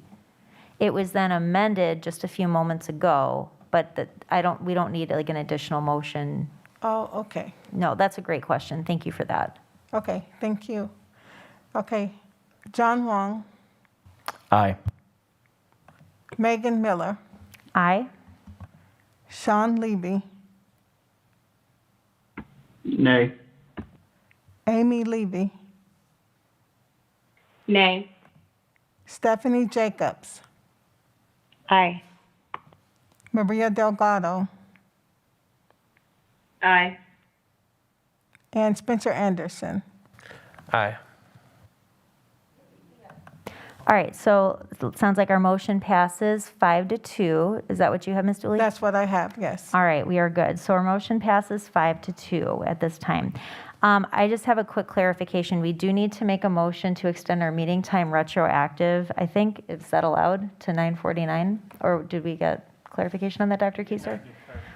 That's okay. So we're going to, I'm going to ask for a motion to make our meeting, to extend our meeting as of 9:49 this evening for 30 minutes. I make a motion to extend our meeting retroactive to 9:49. We have a motion by Board Member Jacobs. Is there a second? Second. Second by Second. Board Member Wong. Sorry about that, Board Member Delgado. Are there any questions or discussion? Seeing and hearing none, all in favor, please say aye. Aye.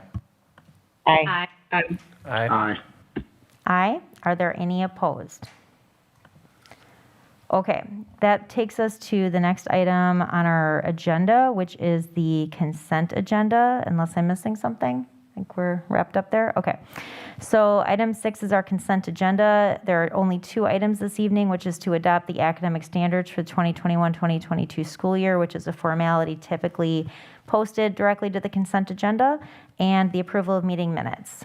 Would anybody like to remove any items from the consent agenda at this time? I would like to remove the minutes because there are no minutes posted. Thank you for that. Anybody else? Okay, so at this time, could we have a motion to approve the consent agenda? So moved. Second. Second. Okay, we have a motion by Wong and a second by Anderson to approve the consent agenda without the minutes because they were not attached. Does anybody have any questions or discussion at this time? Hearing none, all in favor, please say aye. Aye. Aye. Aye. Aye. Aye. Are there any opposed? All right, Dr. Keiser, are we able to maybe get minutes for the next consent agenda for the 70th, for the 20th? I'll work with Ms. Shope.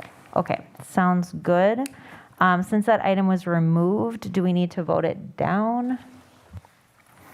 If there are none, we can postpone.